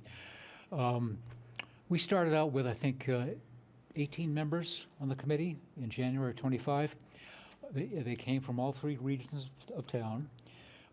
Some people dropped off as we went along, and we ended up with 14. The representatives from the For side, well, let me strike that, because this is technically probably not part of the For side under the charter, but rather part of Cumberland Center. But we had representatives still on the committee from both the For side and the Center, as well as the West, as we completed our work. The percentage figure that I gave you was from the public opinion survey of 1 year ago. And I referenced question 30 of the survey, which was answered by almost 1,100 people townwide. I don't know where they live. They were answered, the question was answered anonymously, so we can't track them back.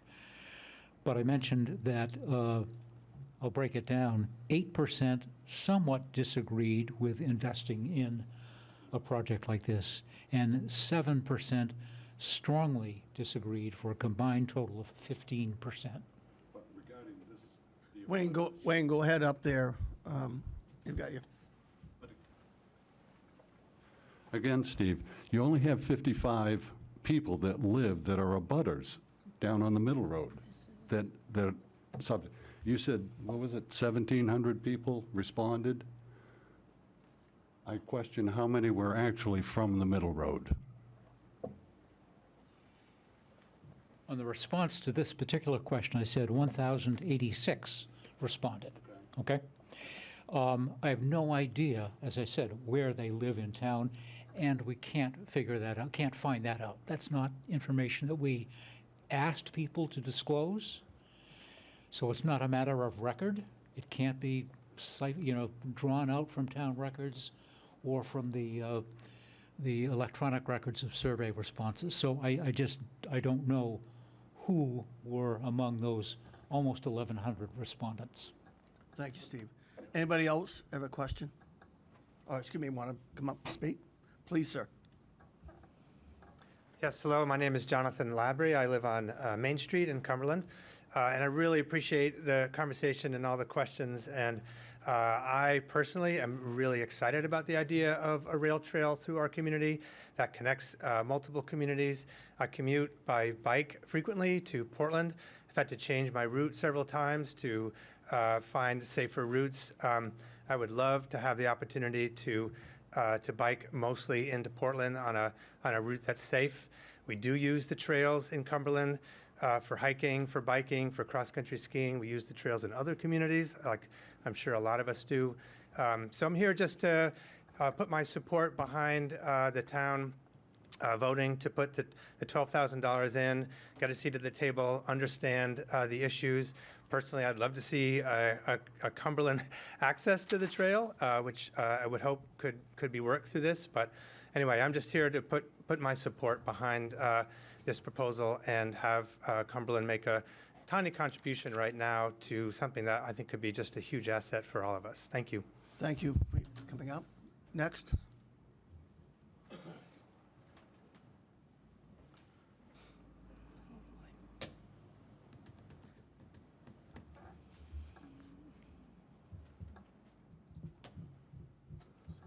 Bruce Sherwin, Blanchard Road again. A little concerned, I'm not quite sure where to start, but first of all, I'm against this project to begin with. I don't see enough benefit for Cumberland to spend any money on it whatsoever. And the young lady here that brought up the point that I hadn't even thought of that's so obvious. There's no access for emergency vehicles or maintenance or anything. That's a killer right there for me. You got to go all the way to Johnson Road or Yarmouth to do anything, unless you roll over somebody's property. And if it was my property, depending on the incident, I might go along with it, might not. Now, back to another topic for Mr. Moriarty, a question or two. Did you say that the committee recommended this trail thing? Was it on the survey as a direct question? Would you support the rail trail thing? Was that a question, or was that just a committee recommendation? Yeah. All right, Bruce, I appreciate it's hard to sort of distill the events of 18 months into something that's, just that definitive. I will repeat again, the question on the community survey that was out for 5 weeks in late May and early July of last year was, the town should invest in developing more walkable/bikeable connections between areas of town and neighborhoods such as sidewalks, bike paths, and road connections. Those who answered the question were asked to indicate that they strongly agree, somewhat agree, they were neutral, they somewhat disagree, or they strongly disagree. So it didn't mention this particular project. It mentioned bikeable connections between areas of town. Okay? So, then the plan itself, which has been approved by the Comprehensive Plan Committee, which is nothing more than a recommendation at this point to the Planning Board, did include a recommended action item to support development of a rail trail or multi-use path along the main DOT/St. Lawrence and Atlantic Rail Corridor consistent with regional planning efforts. So that was the final, that was a specific recommendation of the committee on this particular proposed project. This goes to public hearing on July 30, and to give you a heads up as to what happens from that point on, the plan then goes to the planning board. They'll do their own public hearing, or more than one. They will then make a recommendation to the council to either approve or disapprove the plan, or maybe offer some changes. Then it goes to the council, which is the only body in town which has the authority to actually adopt a comprehensive plan. And then the council, presumably late this fall or thereabouts, will hold at least one public hearing, maybe more, and the council will vote whether or not to adopt as originally presented or perhaps as amended along the way. I hope that answers your questions. I'm not sure. Bruce, do you have anything else you want to add? I do. Okay. I got a rebuttal on this. Well, no, this is not a debate between you and Steve. No, but we need to make sure that people get it clear here, what we're talking about. This rail trail was not asked as a specific question on the comprehensive plan, just to be clear. So we don't really know what the town thinks about this. Yeah. Next is, on all the other question that I voted yes on, the connecting with sidewalks and bike paths and stuff like that. I voted yes on it, but I didn't think, first of all, the rail trail doesn't connect any two parts of town. It's not part of that question, in my estimation. It doesn't connect any two parts of town. It's hard, I cannot see coordinating those two items. Thank you. Okay. Anybody else want to come up? Please. Steve, you got something real quick? Okay, just real quickly, I want to mention the flash vote that was taken just last week. Yeah, but it's Our in the committee materials. didn't consider this because it hadn't happened yet. But as you know, question 4 very, very specifically relates to the $12,000 contribution to the project. And as I read the numbers, 78% of respondents indicated they probably or definitely would support that contribution. And 15% said definitely not or probably not. So the same rough percentage distribution between pro and between supporters and non-supporters, both in the survey last year and in the flash vote of last week. Thanks, Steve. Good evening. My name's Nancy Grant, and I'm actually on the board of the Casco Bay Trail. I lived in Cumberland from 88 to 98, and then North Yarmouth another 10 years. But I don't live here anymore, but I came tonight because I wanted to kind of hear what people's questions and concerns were, and maybe answer some questions that weren't able to be answered. I did want to say one thing. Sometimes our little nonprofit is referred to as the Mighty Trail Lobby.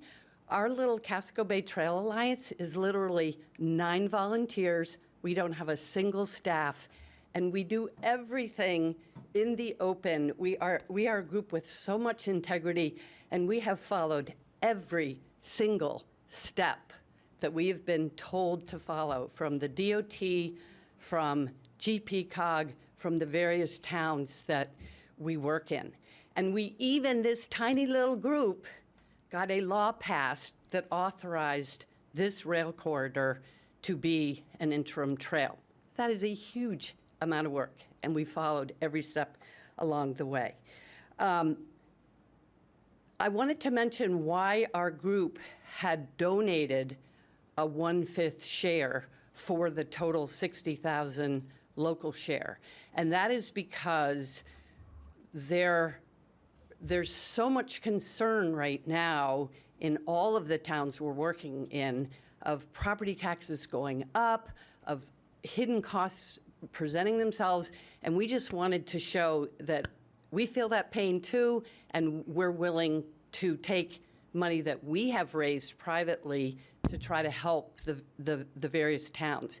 And we are in the midst of developing our long-term fundraising plan that includes raising a lot of that 10% local match privately, because we appreciate that it's a heavy lift for everybody. I have, you know, I know that there's so many benefits of these trails, and when I think of it as economic development. I think of it as recreation, physical health, public health, environmental, transportation, and all you need to do is wander on down to the Eastern Trail between South Portland and Kittery and see how that trail is being used on an everyday basis. You can also go down to Portland and look at some of the multi-use trails there. And it is true that if you build that trail, you're not going to be able to imagine life without it. The last couple of things is, you know, we have heard that Cumberland was really not as enthusiastic as some of the other towns about this trail. And so we were really pleased when you all did that flash vote, you know, I guess it was last week. And I hope all of you have looked at the results of that, because it really shows an awful lot of support for the trail. And we have tons of people in this town who regularly support us in a variety of ways, whether it's fundraising, whether it's advocacy, or, you know, one-on-one trying to find new supporters. The last thing I'll just mention is right around when I moved in, Twinbrook had just been built, and I was too busy with small kids to pay a whole lot of attention to what was going on behind the scenes. But I know that there were a lot of people in this town that were worried that we didn't need it, that we, you know, it was going to be too expensive for us. And that is one of the gems of this town. And I don't live here anymore, but I sometimes visit it. I know lots of people from out of town who come to visit, and I see it full of kids and people of all ages, no matter what time of year I come. And I think that's the way this trail will be for this town. So I hope you support it. It's $12,000 now. I think it will be $12,000 really well spent. Thank you. Thank you. Come on up. Thank you. Greg Wiesner on Labrador Lane. So I'm a big fan of trails generally. I have had trails cut through my property for as long as I've lived in Cumberland. I had them cut through my property in North Yarmouth. I've never had a problem with people coming through the trails. The trails have never been beat up. We've never had vandalism. We've never had theft. So the fears associated with that, I'm not quite sure I understand. When I look at what goes on in South Portland, they go right through people's yards practically. There hasn't been problems that I've been aware of there. I've used trails as well in parts of other states in this country. I've also used them in Europe. They are a tremendous resource that ends up in development for the towns. We're losing access to the traditional trails around here, the snowmobile trails, et cetera. They're getting cut off as property development happens. So the opportunity to have trail on land that people don't own, right? It's owned by the state, as I understand it. So it's not taking land away from anyone else. It's actually land that's already controlled. The $12,000, as I said, I think it's money well spent. It'll give us an opportunity to put input into the way the trails get built. With respect to access through this town, I know for some folks, people think Yarmouth, Johnson Road, very, very far. I get that. Tuttle Road is where the access should be for this town.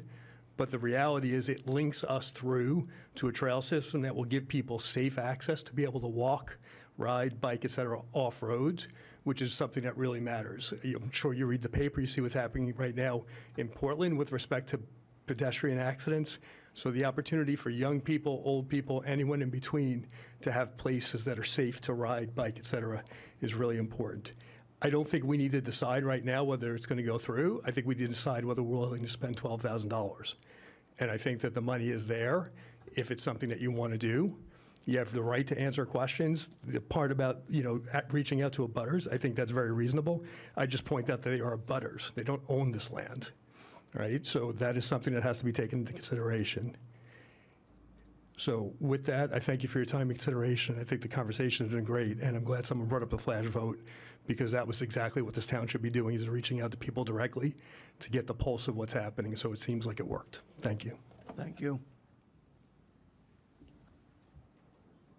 Dave? Hello again. In regards to that flash vote, actually, I found the question actually quite misleading, because it says the Maine DOT and regional partners are moving forward with a trail project that will use former trail moving forward with. That meant no matter what, if we participate or not, they're moving forward, which we found out is pretty much not true at this point. So I find that question extremely misleading myself. So I think that there should be a new flash vote that said, would you like to participate? Not that they're moving forward, but would you like to participate? And you'd get a much more, I think, real answer, because if they're moving forward no matter what with us, yes, I would agree we should go forward with it ourselves as a town council and as a town. But that's not the way that's the way it was written, and it's not true. The other thing is, when you do the math behind it, committing the 12,000, yes, that's very little, but no matter what math I came up with, if they do move forward with it, we're on the hook for $500,000. So point blank, $500,000 at the 10%. So that meant whether it's just our 2.5 miles or if it's the full 10 miles, it's $500,000. And then pay to play, really, to $12,000 for a seat at the table. Everybody keeps saying that. I don't like the pay to play aspect of it. Not a fan at all of it. I think we should just be part of it or not. We shouldn't be asked to pay to play for this. And many people have said the no access for Cumberland. I think the biggest thing that resonated for me is if somebody does get injured on that trail and there's no access for emergency services, that's a big deal. Thank you. Thank you, Dave.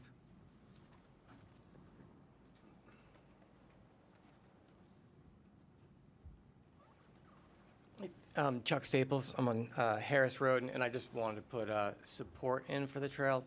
I do bike in 2 to 3 days a week into Portland. It is getting busier. I don't think people have talked about Route 9 is so packed right now, and Route 9 into through Falmouth. I did get hit there by a car who pulled in front of me and turned right. And I've got hit one other time, somebody pulled in front of me and turned right. But I think that another thing is if you take a small percentage of those people off that road, you're also easing traffic. So that's something else to consider. But Cumberland, North Yarmouth, it's not getting smaller. We're not getting less houses. We're not getting less people. I think that this is a trail for the future and a trail for future access, not just today's town. And I think that when they do look at the study, there probably is access on that Tuttle Road point. If you look at the bridge now and you drive over it, the bridge is going to be on the left, even the right-hand side there. You could probably put a handful of parking spots on the right, but we won't know unless they do the study. So I just wanted to put support in for it. Thank you, Chuck. Anybody else?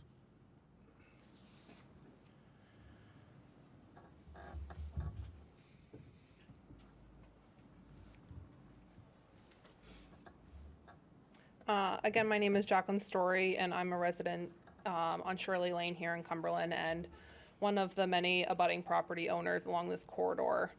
I've previously spoken during public comments. I've met individually with several council members, and I've submitted written comments about my opinions and my questions via email regarding my stance on this.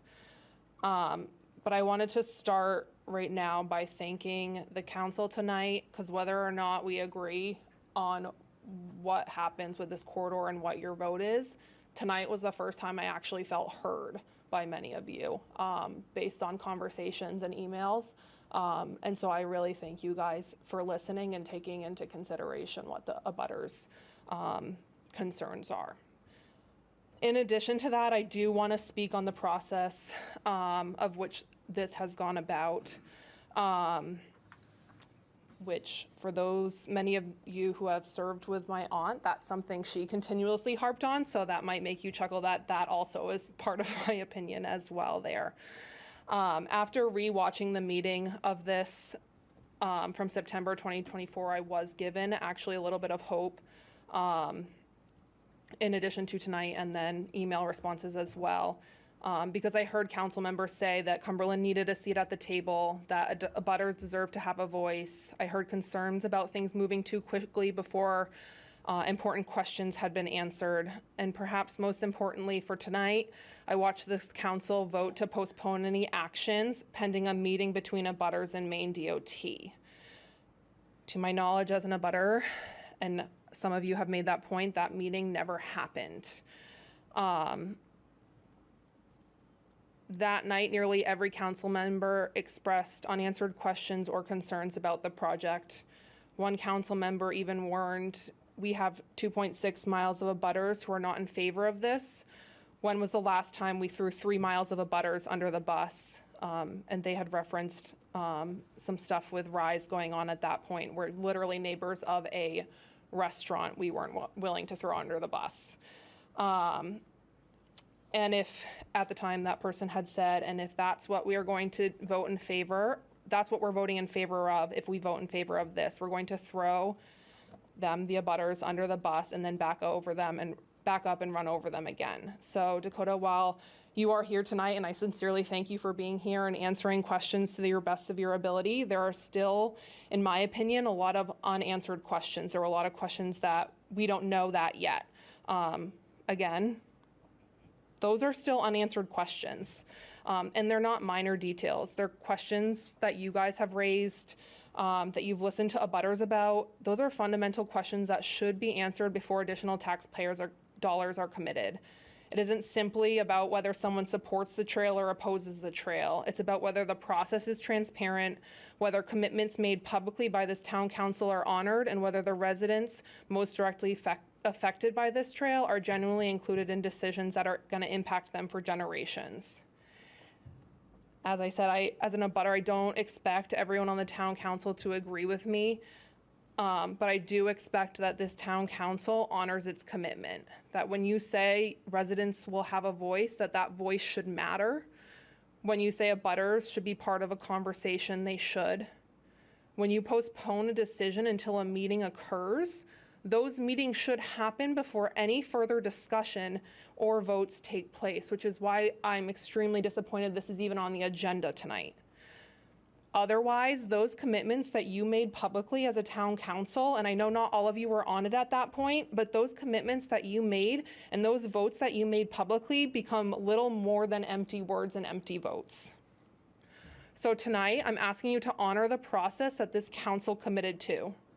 Meet with the abutters, get concrete answers to the questions, understand the long-term costs and responsibilities, and then, and only then, ask Cumberland taxpayers to commit additional public funds. That isn't anti-rail or trail. It's pro-process, it's pro-transparency, and it's pro-accountability. It's what the people of Cumberland should expect from their local officials. So in closing, if this council's words are going to mean something now and in the future, then the process that you promised should happen before the vote takes place. Thank you. Thank you, Jen. Anybody else before we bring it back to the council for discussion? Seeing none, we'll start with the council. Jeff? Yeah. I'm sorry, are we allowed to ask more questions of Dakota first before we discuss and vote? Sure, you can. It's part of your. Are we going down the line with that still? Go ahead, and you can ask as many questions Okay, you want. And got bring it, them got it, back got up. it. Got it. You know what? I don't have any more questions. Why don't you ask your question? It might, if it's all right, Okay. Mr. Chair, I'd like to Go ahead, then Denise. go back. Okay, So I want to just make the language really explicit because I'm still not 100% clear on we call it pay to play because that's essentially what it's being framed as. If we do not give $12,000 forward right now to this process, does that mean that we do not have a seat on a hypothetical municipal steering committee as well? Or would we still be involved in that if it happened? So I'm a little bit concerned or confused about how the pay-to-play part came into a little bit. We've been multiple times, even 2 years ago, we have been told that, if you don't have a resolution in support of this thing, then process is going to go on without you. You're not going to have any input as a town. And with this as well, put in the $12K for the design study so that you can have some input on it. So from what I hear, and I may be misunderstanding, I've read it as pretty clearly like, unless you sign your name on the dotted line on a resolution or unless you put these funds in, you are cut out of the conversation. Yeah, let me Planning clarify process. a little bit. The local cost share policy would apply to us doing the project. If the town decides you're not ready for the project in town and aren't ready to participate or aren't interested in participating, that likely means we will not do the project within Cumberland's limits, or the geographic limits of any other town, should they take that position, until such a point as the municipalities are ready for the project, and abutting concerns and fiscal concerns and other concerns are taken care of. So it's not like we're going to build the trail in Cumberland whether you support with the $12,000 or not. It's likely that that's the local match for the project, and without that we can't do the project, and would probably make the decision to utilize those funds on some project elsewhere. And so for the municipalities and now a private organization who also wants to donate money toward this, what do these get you? Are you on a future committee perhaps and you're going to vote as a stakeholder on decisions that are made? What is this? Everyone's sharing it, but now it's not just municipalities, it's also private organizations that can join into it. How does that change the dynamic, and what does that mean exactly? Does that mean that non-municipal entities are going to have feedback in something that's happening in a town that they won't actually be responsible for potentially maintaining? They're not going to be the ones paying for EMS to, I guess, it wouldn't be us because we wouldn't have access. It would be us putting the burden on our mutual aid partners of Yarmouth and Falmouth to deal with anything that happens in Cumberland, since we wouldn't have access, potentially. But I need to understand really explicitly who the players are, like how much power each entity has to affect the design, whether or not this is just NDOT's going to do their design, what works, that's what it is. Like, I don't want this to be just kind of like some symbolic gesture of support with no teeth behind it. You know what I mean? Yeah, that's definitely a fair perspective to have. I would say certainly involvement from the municipality on the design side is important, and working with whoever the entity or entities who will be maintaining the facility moving forward as those conversations progress as well over the next couple of years. How do they intend to maintain it, and how does that impact the design, and does that impact the amount of fencing or the type of fencing we might want to use? And those are the types of discussions that will happen with materials and dimensions and that kind of thing. So certainly would be important to have the municipalities involved or other entities who would be doing the maintenance in a more of a collaborative way through design. Maine DOT will hold the design contract for this, but certainly welcome a collaborative design approach that's similar to how we do a lot of our planning studies and design of some of these more non-roadway type projects. Do you have an example of a past project that had this kind of approach, where it was like, whether there was a steering committee or just kind of like an example of like start to finish project where there's been that, where I could like look at it and see how it worked in the past? The examples I can think of are more like downtown town center reimagining type infrastructure projects, large grants and things like that. I can't think of a trail project off the top of my head that has been done in recent years that was implemented quite that way. But I can share my contact information, or town manager can, and I can certainly share some examples of what that kind of collaborative process works like, and usually starts with like a study kind of phase and then moving toward design. Okay. I had one more. It was mainly, again, on the access piece, like, because that's really key here. Like, when we talk about the flash vote, it didn't say, would you support a trail that we don't actually have access to? You know, like, when you talk about MDOT owns the tracks, but there's no easements on it, like, whether it's a town easement to maintain it, like, the access isn't there, you're not responsible for the safety and the maintenance of it. So I'm having a hard time with maybe it can go in the Tuttle Bridge, maybe it can't. We'll have to find out, because that's kind of like a hard limit for me right now, is if we are supposed to be responsible for safety, maintenance, it's meant to be used by Cumberland residents. How do they get there? Where's the access? Like, every town on this line should have had access as part of like the main assumption, I would say. So yeah, I think that's ideal. The access decision here is not Maine DOT's. We did not draw the parcel map and did not draw the town boundaries, and if we placed the roads involved in the area, that was certainly a long time ago. So unfortunately, we're working with the geography we have and the land ownership we have with the project right now. But like I said before, if over time properties were to become available and towns or land conservancies or other organizations were to want to work toward that, or maybe if that has an avenue within your comprehensive planning or other things to secure additional public access in that area, it certainly wouldn't be something Maine DOT would be against. We're just working within the geography that we have with where the roads are and where Cumberland's municipal boundaries are. One last thing, you said that you talked with the bridge project manager, and I think Matt, you mentioned that as well, and we had a resident email us saying, hey, like, why not just preserve some access there ahead of time as this bridge project is going on. And do you know when you would hear back from this project manager and whether or not they could, I don't know, change the plans or add an addendum to it or something to have that kind of access? Like, yes. Earmark it? The answer to that is it won't be accommodated in this bridge project. This project was designed and permitted, multiple years out.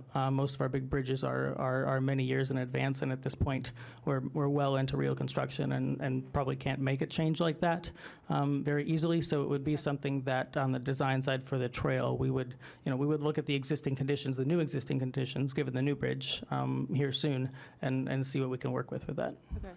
Matt, like, do we have any way to talk to the bridge project people and ask, like, because, when they dismantle the other side of the bridge, I know that, I've seen the plans, I know they're there, but do we have any, not pull, but like, is there any way as a town that we could ask them to amend it or, leave this open or, just preserve it? Yeah, they meet, we do like a virtual meeting or an update about every 2 weeks, so I could definitely weigh in on or chime in on one of those. They're virtual, so I could bring that up as a question. One other thought that you had, Councilor Thorson, about the public safety response opportunity. Currently, we have a similar challenge on I-295. So, when we respond often to items on I-295, so they're driving up to Yarmouth and hopping on there often to respond to incidents that take place, or even on 95. So there's some of those challenges that we may respond to. So as long as they would find the closest entry point if we had to that way, or mutual aid would be. I mean, ultimately it's just trying to respond to someone who may be in distress. So on this, you'd probably go down, if there was an access, you'd probably go down to the end of Middle Road and jump on in Yarmouth, or you could go down Johnson Road, depending upon where it's at. The other area, the Powell Road goes, right now is a paper street, but it dead ends right at there as well. So that presumably could also be looked at as an access point in the future. Well, if you want to put an access for bikes right next to two businesses with huge trucks. Right. Wait, Bob, go ahead. Were you done, done. Denise? Yeah, I'm done. Sorry. Go ahead. I was just going to confirm what Matt said. We do have illegal access to it at Powell Road. that's, But as far as like the conversation at the Tuttle Road intersection there, that's something I'll jump in on one of those and raise a question too, just to help out as far as try to advance the ball on that. If it's a non-starter, then Right. they could probably say pretty quick too, or they could say, well, that's something you may want to engineer in the future, but right now it's not something they're going to take up. And not even necessarily like access for, you know, a safety vehicle, but just the equivalent of like a sidewalk, just so people Yeah. can get on and off. Yeah, Because- oftentimes you may find that there's not parking, like, I've seen a lot of, bike ped trails where there's not parking access there. Right. It's, it's an entry point, really, more than anything else, where people would find that connectivity, like they might ride down Middle Road, which is really nice, and then jump in, or jump in and out of different access points to, Right. so it's sometimes it's quite fluid, but it'd be nice to have Yeah, because, a point. I mean, Middle Road is still probably more dangerous for bicyclists than hopping on a trail. So having to go down Middle Road anyways, or up to either Yarmouth or Falmouth to get on the trail, kind of sucks. So, Jeff? yeah. Yeah, I don't have any more questions for Do you have a Dakota. statement on it? Yeah, I'm ready to go, so. Okay. Unless somebody else has a question for Dakota. I think we got statements from at least this. Okay. Go ahead, Andrew. So, sorry, just before you sit down, you might have mentioned this and I missed it. What would the timeline look for? What timeline are we looking at for, if this goes through, the planning starts, the surveying starts, and then it's going to take X amount of time? And when will we have a good idea of what the potential plan would be, and then, when construction would potentially start? Yep, that's a great question, and I apologize if I didn't cover that part of it. This level of design, to where we would probably stop design until we have a great picture of construction funding, probably would take a year to 18 months to go through.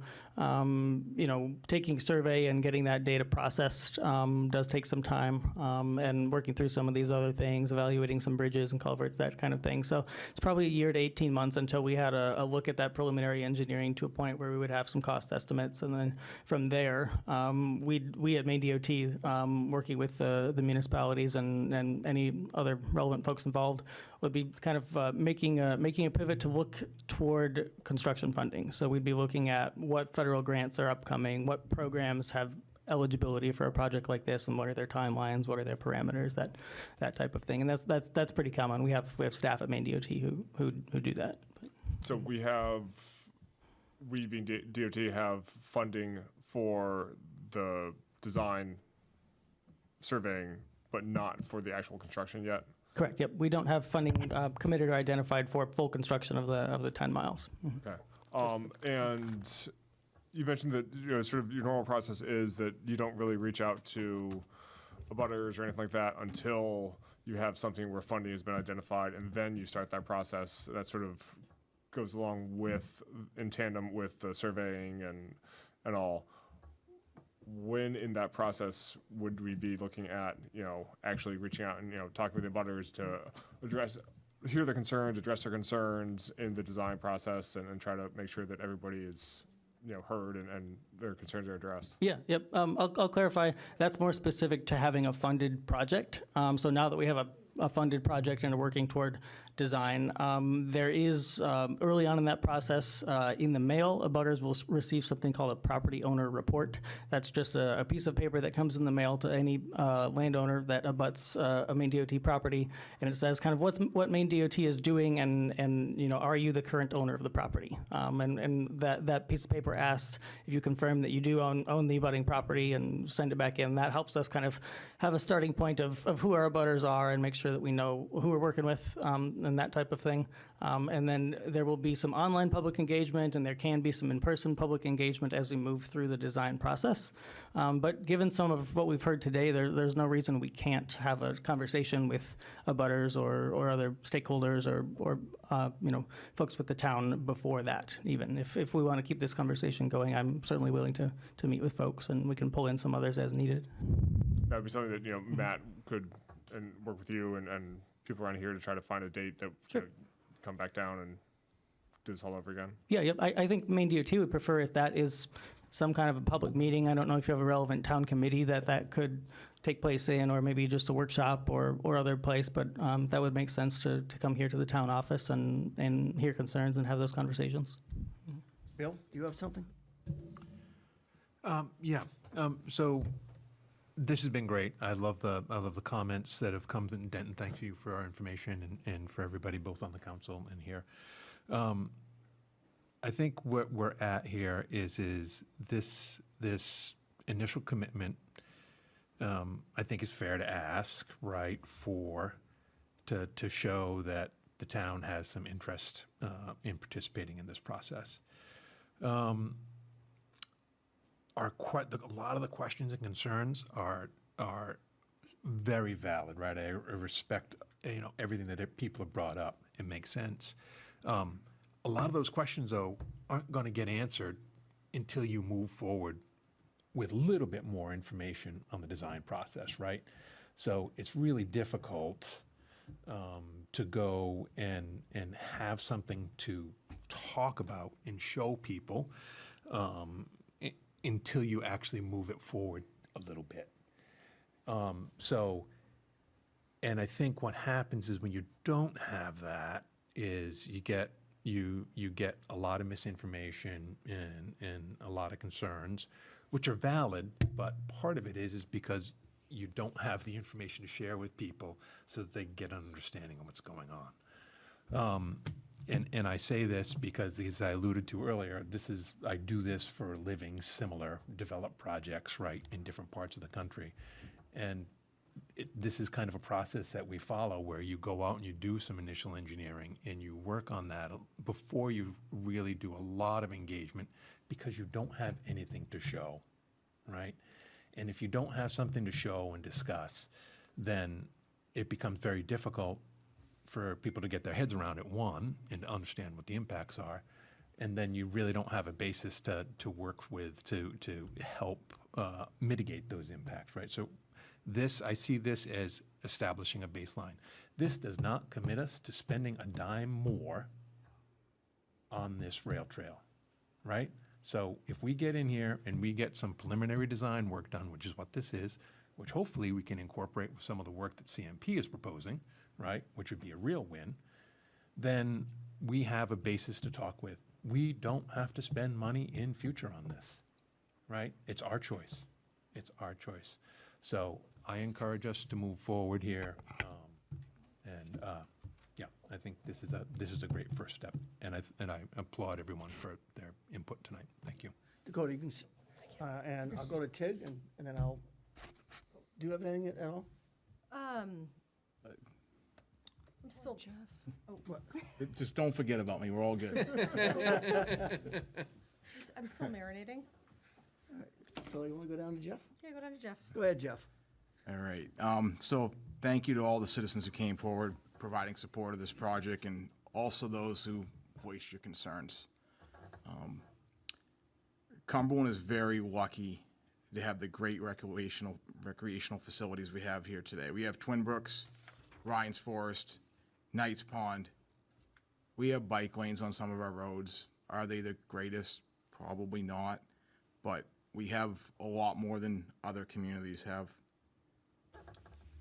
Right now, we have nothing formal in writing from Maine DOT about what this $12,000 is, what the neighboring communities' responsibilities are, what the anticipated maintenance cost is. There's nothing in writing, okay? That's my big concern right here. The other big concern is access for the citizens of town of Cumberland. In today's day of computer engineering, and I know a lot of smart engineers, and I can see what they can do with a computer, we should be able to answer whether or not we can access alongside that bridge project. I know the state has staff engineers. We're not asking you to design an interstate highway here. We're asking you to design a trail. You know, can we figure that out before we go any further? And it's a yes or no question. I know there's wetlands down there. So can we get in there or can we not? Right now, we don't know. And that's a big question the citizens deserve an answer on. it also plays into the public safety aspect. You know, we have the neighbors' concerns, and look what we've done in this community in the past for public works facilities and restaurants and everything else. We've really looked into listening to people's feedback and taking it in sincere view. You know, I understand this trail is a gateway to other points, but my first thought about it, when I thought about it, is it's a view of Interstate 295 and Route 1. You know, somebody brought up an excellent point about how it's a gateway to other trails, and that's a great point. I didn't think of that. You know, my first thought is I could go take a walk on Twin Brooks, or I could take a walk down looking at an interstate highway. I'd rather go to Twin Brooks. But, you know, some people brought some feedback in that I didn't think about, and that was something to think about. At this point, we don't really know construction cost or maintenance cost. You know, we've seen funding requests for less money than this with more written formalities. And I'd really like to see Maine DOT come back with something more formal in writing. You know, we can sit here and say it's only $12,000. But when we did the budget this spring, $12,000 would move the needle on a line item, because that's just how the budget's built.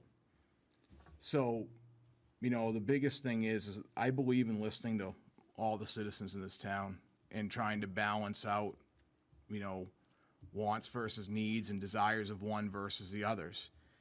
And it's not easy.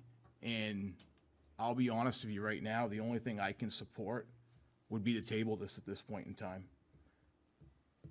And that's just there's lack of stuff in writing, and there's too many unknowns, and that's where I'm at. Do you want anything? And I'll jump in after that. Yeah, I mean, I think I agree with much of what Bill said. I think that we do need to do the engineering study to understand what we're looking at. I think that also includes access points. I know we have Powell Road. I know the Tuttle Road Bridge is possible. You know, I think that we need information, and certainly DOT and all these different groups need information to move forward. That's why we do engineering studies, right?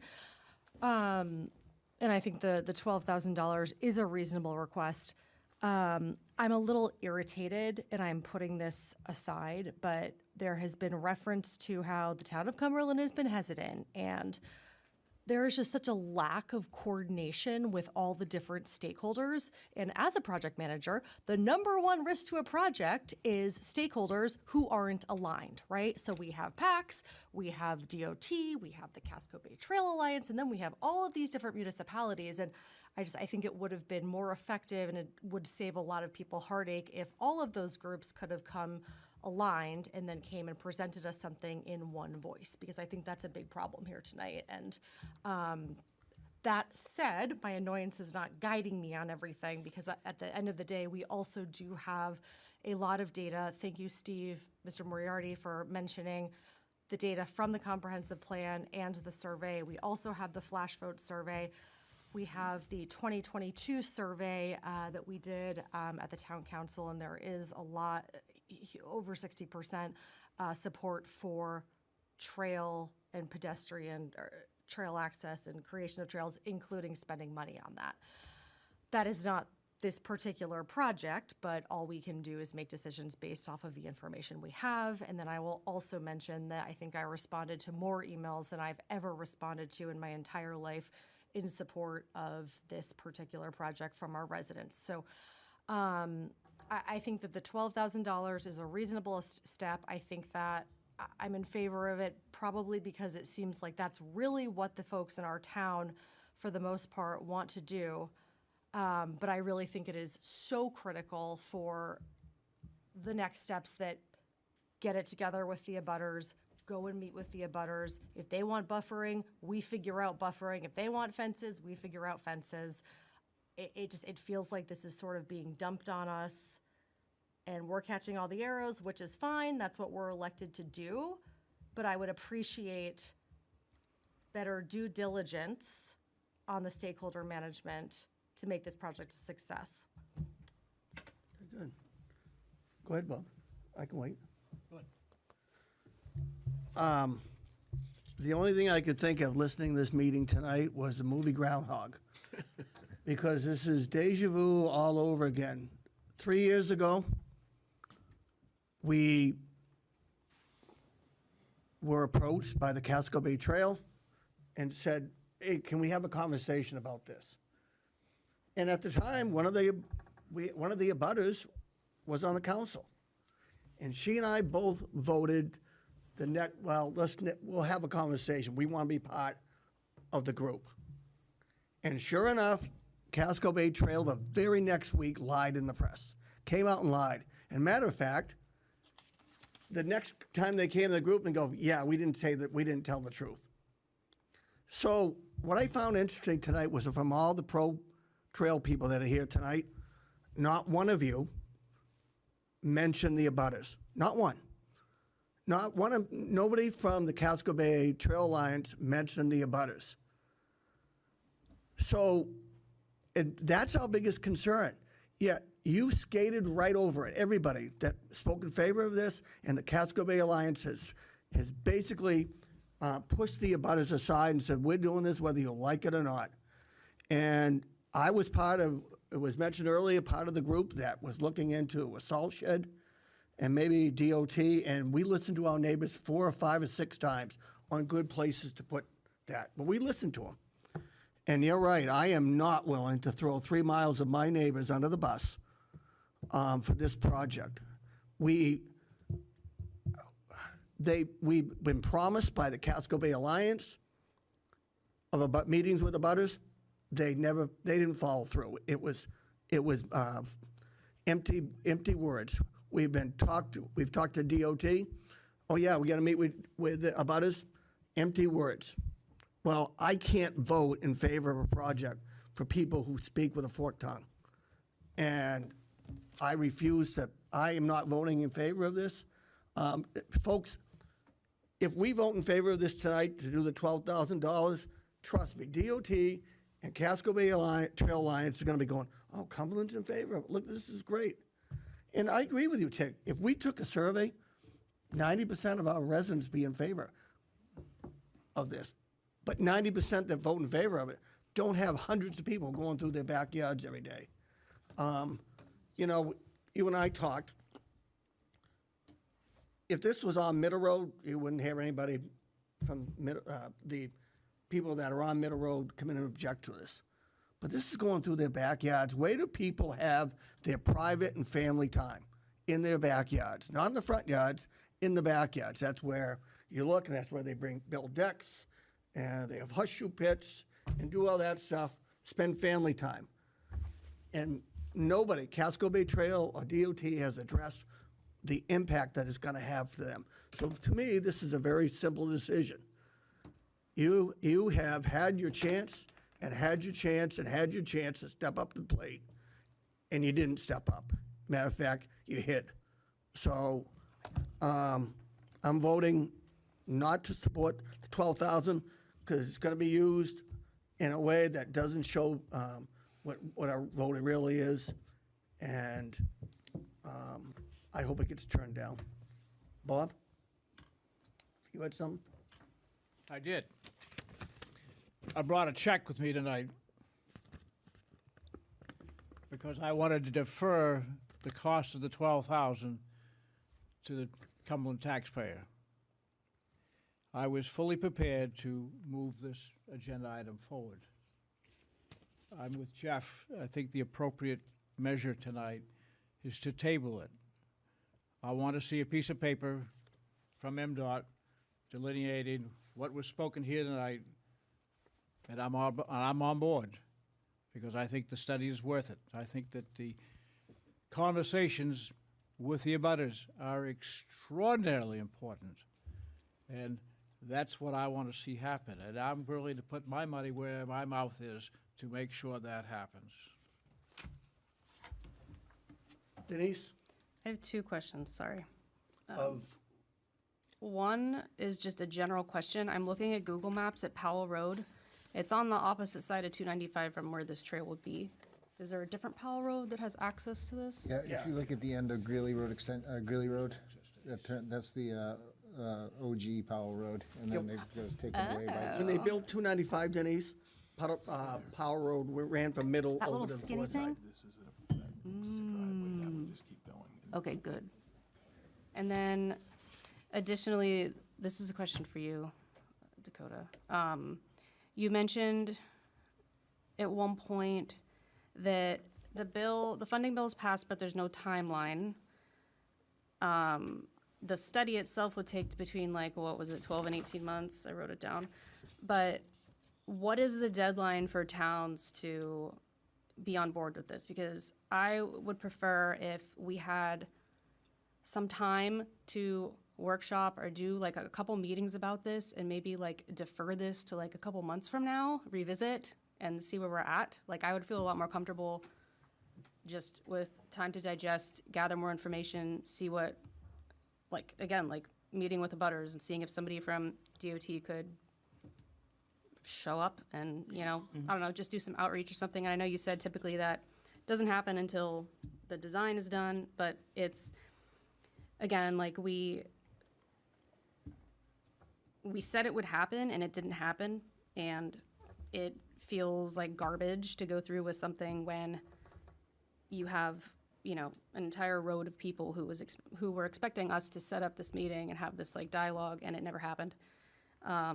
So that's my question for you is there some buffer time where we can do some diligence of our own, stick this on an agenda a few months down the line if needed, and we're not gonna be like counted out, like, well, let's use that on something else, you know, Cumberland's out.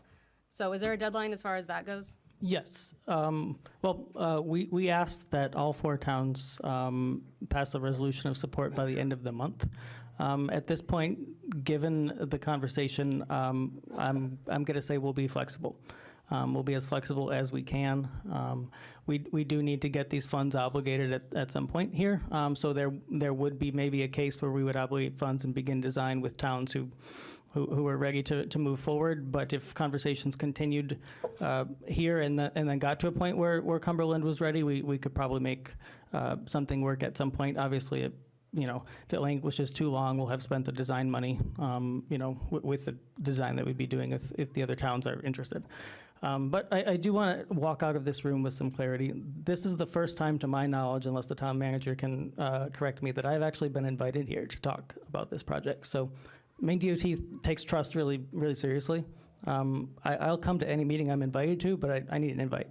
So I'll leave my business card for anyone who wants it, and Matt certainly has it. I'd like to walk out of the meeting today with who's in charge of scheduling this meeting with folks. Is it me? Or is it the town? I don't want to miss that. So It will probably be Matt and I, and we'll schedule. Okay, sounds good. Thank you. You got it. I'm like conflicted, guys. Like I'm seriously, I'm really conflicted. I'm like still processing, so you guys can keep talking. But I want to mention one more thing that kind of bothered me earlier. The comment that the trail group is referred to as a lobby, but they're not. I will tell you that when I was running for council, I and others who were running were approached by the Trail Alliance specifically asking if we would send an email to the Trail Alliance group saying that we endorse this trail, we think it's a good idea, publicly say that to them, and in return we would be endorsed for the election. So there is absolutely a lobby going on. And whether you were aware of that or not, it happened. There was also conversations I had on the phone with a representative from the Trail Alliance talking about the NIMBYism in town. Like it's a little more complicated than we're making it out to be. There's a lot of politics involved. There's this idea that if you have a concern as a butter, you're automatically a NIMBY. And so I want to acknowledge that that is an undercurrent here, and it's gross, and I think we should get beyond that and just treat each other as humans and understand that if you have a concern, especially about your safety, or like I have budget concerns about this, and I have maintenance concerns and safety concerns, doesn't mean I'm a NIMBY or anyone else is. You can have concerns without being labeled. So just putting that out there, and let's continue that forward, because I know we're gonna have other projects here where the NIMBYs and the YIMBYs come out and it's like a battle. So this is just one of those situations. Robert, I have a motion. is your motion to table? It is. All right. I move to table item 26-068. Second. Ooh. We're not supposed to do that. What? So if that's the worst thing you do in your life. Sorry. Is there any discussion, further discussion on tabling from the council? I think the tabling. Yeah, that's it. I think the tabling should be contingent, right? So this motion being tabling is with the understanding that we are, again, following up with the DOT and abutters, right, to understand what this is. So if that's what the intention of the motion is. Very good, Bill. I also would like to, if we're doing that, have already a month and a date and an agenda where we're going to bring this up again and do this all over again with having gathered some extra data or doing some sort of workshop or something. Like, I want to make sure that we schedule this out so that, like Dakota said, we're not like languishing for months and end up forgetting about it, like soonish, if we could do that and fit that into the schedule. Jeff? Yeah, and I guess to Maine DOT, I mean, if they're gonna be coming back, I'd really like some answers on the questions that you got from me tonight, so, think we should get that before we have our next meeting. All right, what is the consensus from the council on tabling it? Show of hands if you're in favor of tabling it. Contingent on what we just talked about, yeah. As long as it's a quick follow-up. Okay. Mr. Chairman, if I may, just for point of clarity, before the council acts on the motion to table, or before the motion to table gets out there and you can't discuss it any further, Dakota's been awesome to work with. Like, I will say, since he's been involved with this, he's been more than willing to come. So I think that there's definitely a change there, and part of it was MDOT working on a bill that they wanted to get through the legislature, so I think that was an obstacle for them to come down. I'm not making excuses for anybody, but it's just, there's a lot of things there that are all in play. Secondly, looking at it, some of the pressure was just because they have their timeline, and PAC's putting this on and moving this forward has kind of expedited it more quickly, to the point that now all of a sudden, you know, as Dakota said, it was the end of the month when needed to have that done by. So that's kind of why it had to pop up more quickly. And then the third thing, I am more than happy to work with you, of course, and Dakota to try to get that scheduled. We can look at, you know, probably the August calendar for a workshop along those lines. But Dakota's, you know, our emails have gone back and forth just saying he's more than happy in MDOT to come down and have that conversation. So I think those are some of the game pieces that have changed in the conversation over the past, 12 to 18 months. And there's also more of an openness now. But I think it's also because more of the project has taken more shape, or at least more of a direction in a positive manner. So I think funding has also come into play on that. That's kind of changed the complexion of the conversation too. So if that helps the council as far as making decisions and expediting, at least as far as planning for what we're doing for a workshop in over the next couple of meetings. So we'd like that. Dakota, I think I can speak for the council to say thank you. We've got more out of you than anything else in the last 2 years. But you were direct with your answers. You didn't beat around the bush. You're a gentleman, and we really appreciate it. Thank you to all of you. Thank you. So, it's the will of the council? To table? Is there a motion to table? Mr. Chair, I'll give you a motion to table this. I thought we just had Okay. to. I got it from all right. Robert. Okay, well, that's what I thought, and then you said motion to table, I'm sorry. It's All it's getting late. All those in favor of tabling this? There you go. Thank you. To be continued. Item 26-069, Town Council Committee Assignments. You want me to read it, Mike? Please. I know someone's gonna do it, so it might as well be me that botches it. Okay. Was that a softball to an older person? I appreciate No, that. it's, Councilor Thorson, if you'd prefer to save your language, you can also use to approve the council committee appointments as presented in the meeting materials. And you won't have to read the whole listing if you don't want to. Yeah, that's fine. I'm sure if people want to know, they can like go to the website and look at it. So, I would like to mention the chairs at least, because that's exciting, right? If we can move the conversations outside, thanks, guys. All right, so I'll just mention that the, let's see, Counselor Mahalik will be chairing the nominating committee. Counselor Filson will be chairing the finance committee. If you guys can just move the conversation outside, thank you very much. Counselor Vale will be chairing the ordinance committee. Counselor Filson will be chairing the TIF committee. And those are the highlights. So I move to approve the town council committee assignments as presented in the meeting materials. Second. We'll go, anybody from the public wish to speak on this item? Oops, sorry. Sorry. Seeing none, we have a motion. Do we have a second? Yeah. Yeah. All those in favor? Public hearing.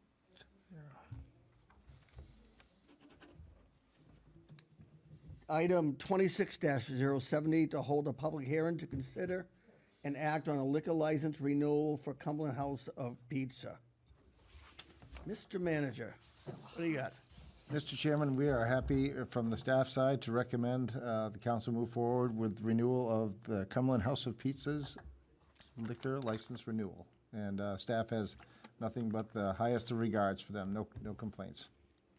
Any questions of the manager from the council?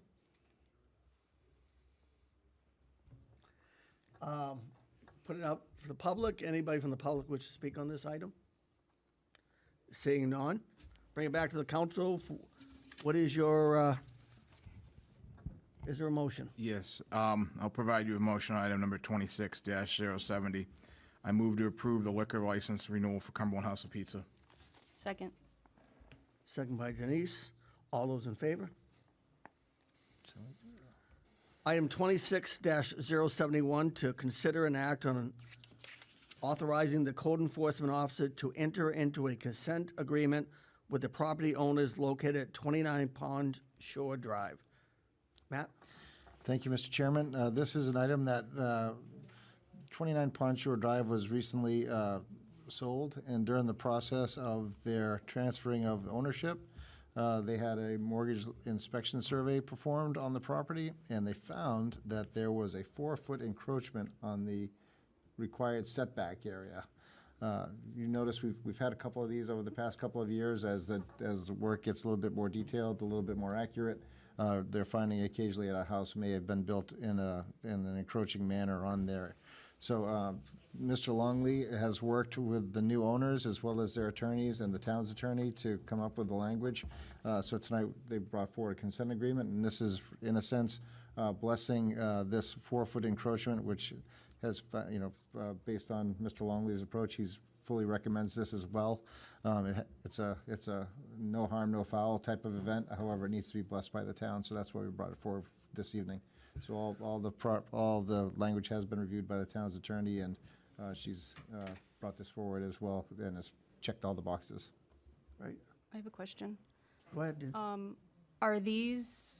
Are these consent agreements a requirement based on like town ordinance regarding property lines? Is it like a state statute? Does the power lie with us? What I'm getting at is, I don't want to automate this too much, but if we have a bunch of these coming up as we have turnover on older lots and stuff, lot lines getting lost, and it's within, like 10 feet or less or something like that, or 15 feet or less, or some metric we determine is probably fine. Is there room, if we decided to do this in the future, to have those be kind of like auto-approved and not have to come to the council? Like, what is this based on, basically, legally? No, thank you for the question, Councilor Thorson. It's ultimately a title issue, and it's providing a clear title. So every time that a person finds that, say this house sold again next month, we wouldn't have to come back and get the council's blessing again. And unfortunately, because the vehicle by which to bless this is a consent agreement that has to be approved by the municipal officials. So that's kind of the remedy that's there. But again, it's not commonplace, but it does happen. So you might see one every 3 years, more or less. I know we've been seeing more of them. I just wonder, if it's non-starter, then that's fine. It's just, I imagine if you're trying to sell or buy your house and you just have to wait for this to go through a council process, it's kind of, I'd be kind of annoyed, but it is what it is. We just missed it by a day on the last one, but they were okay Right. with the 2 week.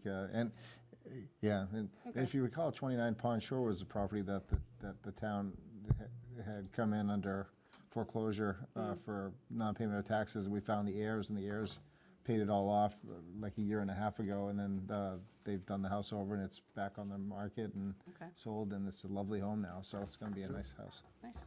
But this is the last obstacle in the way. Any further questions from the council of Matt? This is a public meeting, public hearing. Anybody from the public want to be heard on this? Seeing none, I bring it back to the council for action. Your motion if you want one. Go ahead,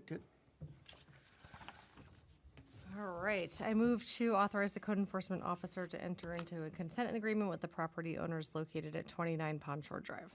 Second. And a second. All those in favor? Thank you. All right. 26-072, to consider and act on amendments to the Twin Brook recreational area policies and rules as recommended by the Recreation Community Education Advisory Board. Matt? Thank you, Mr. Chairman. As you'll notice in the council packet this evening, there are two updates in there, or one red line and one original in there, so it shows the changes.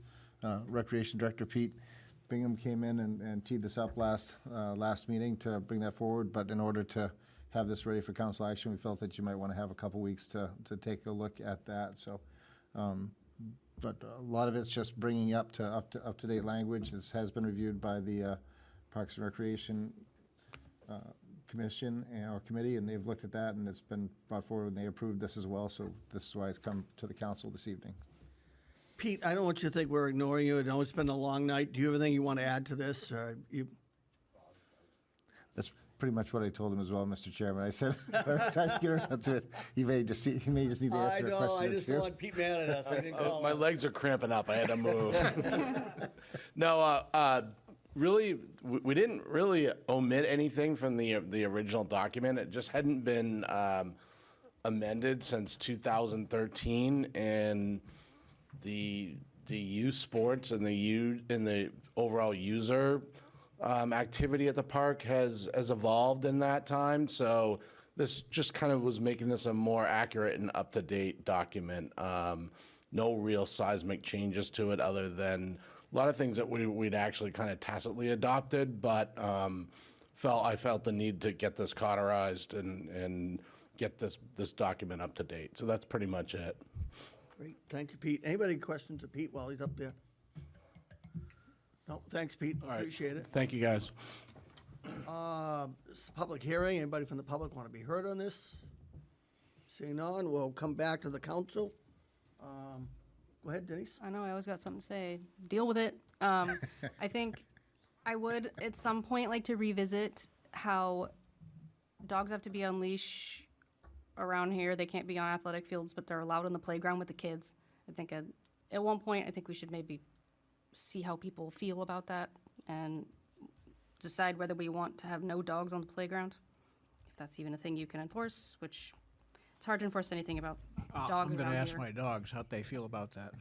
When you can follow laws with your dogs, you can have an opinion. How about that? But, no. For you, Bob. That's Anybody? it.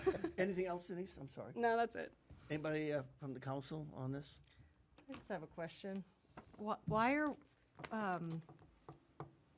no playing fields on Sundays until 12? Is that, Used to be one yeah, just curious as why? organized. I think it's for pastorally quiet on a Sunday morning, although there is the changes that take place during the Cumberland Soccer Tournament, Just for Fun tournament that they play, but usually it's on an as requested basis if they want to go before noon on a Sunday. But I think it's kind of like the original approval was, want to have a kind of little peaceful Sunday morning, but then It's like a religious holdover? no, just more peace and quiet on a Sunday morning Okay. versus Just raising heck. curious because we don't have any noise ordinances in Yeah. town, so I was just wondering. Yeah, how that that's was connected.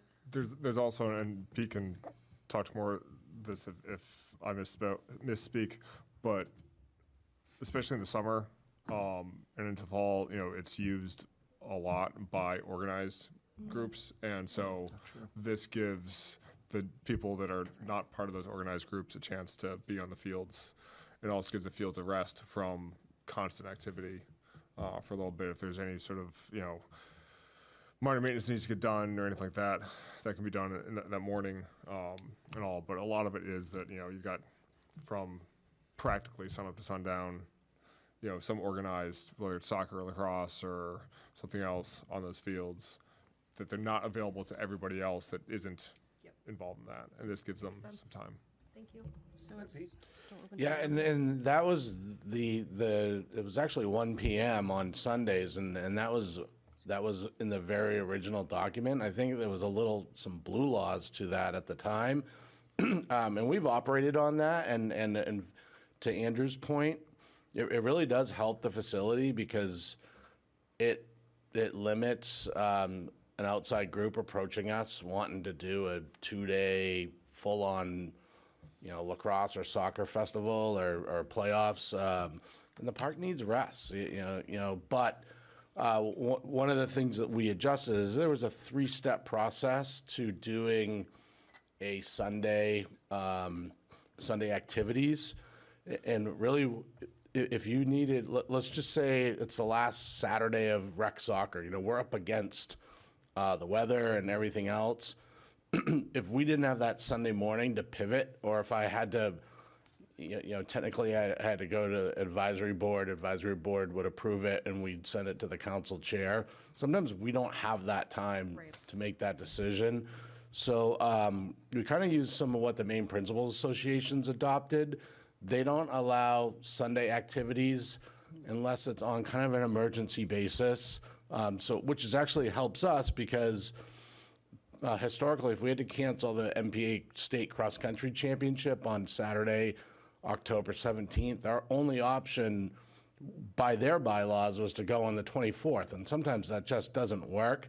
So now they can go on a Sunday if it's some sort of unforeseen circumstance, or during the high school basketball tournament during February vacation. Now they can play on a Sunday if there's an all-out blizzard Friday and Saturday. So just gives us a little more flexibilities, more tools in our toolbox to try and get a sports season in, especially in the fall when we're losing daylight. We're always up against it. So this just kind of, the intention was to keep with the spirit of the rule, but just give us a little more flexibility. I don't think you'll get any pushback from this group. Great. It was really well thought out. This was probably version 6 or 7. Version 1 probably we rolled out last September, so we've been kind of picking at it. There was no real rush. Andrew and Dawn can attest. Dawn's on the advisory board as well. That we took our time on this, so I feel really good about it. Thanks, Pete. Okay, thank you. Anybody else got any questions? No, I'm ready to give you a motion for Go ahead, Jeff. approval. On item number 26-072, I move to amend the Twin Brooks Recreation Area Policies and Rules as recommended by the Recreational Community Education Advisory Board. Second? I'll second.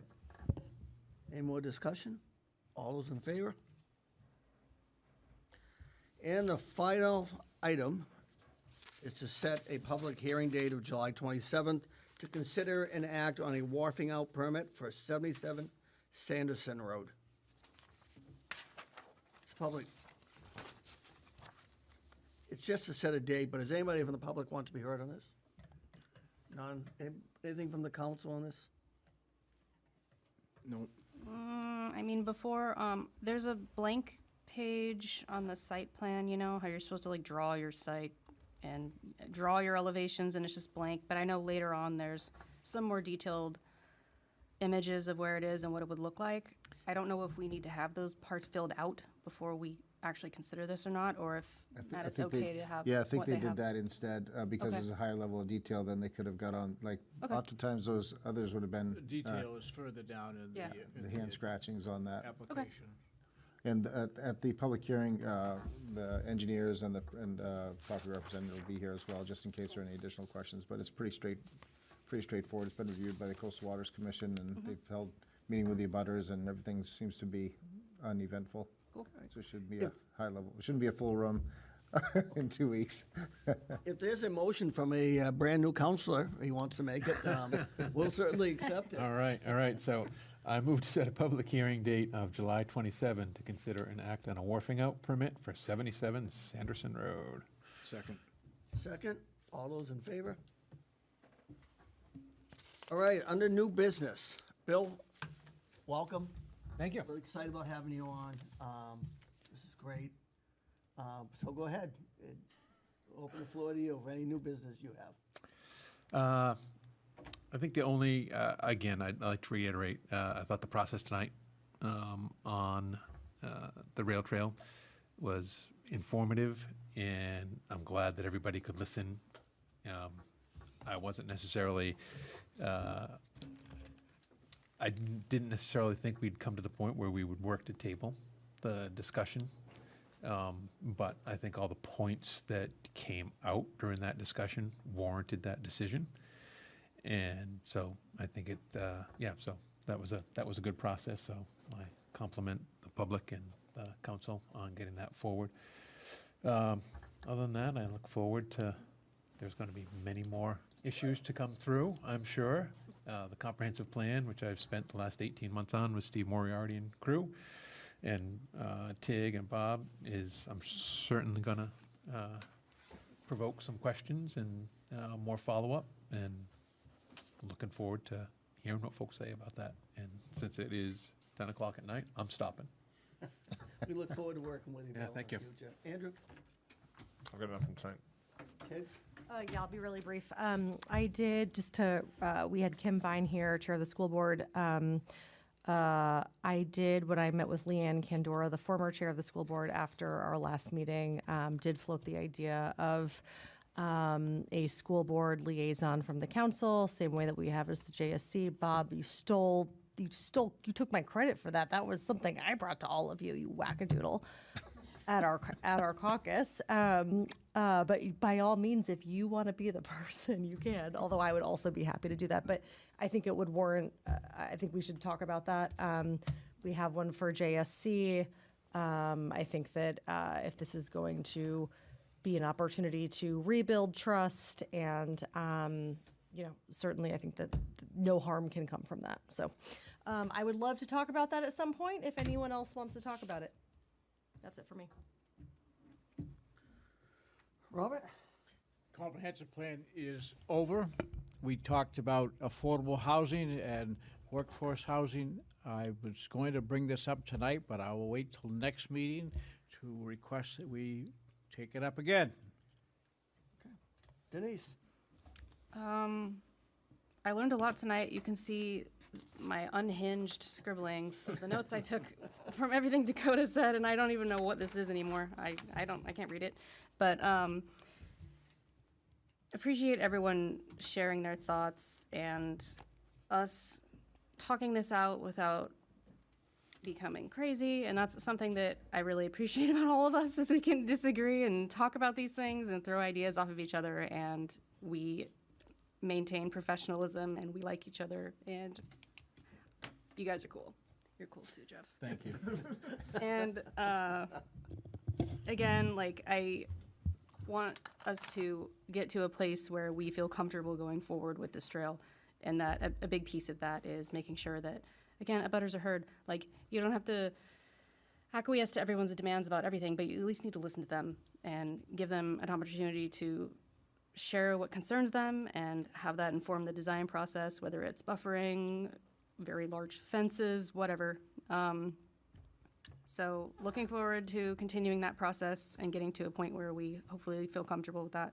And we also have an access point, because I agree that, if 68% of people in the comp plan survey wanted connections between areas of town, that's great. That's not what this is unless we have access. There's connection to nothing, and it's not connecting anything between any areas of town.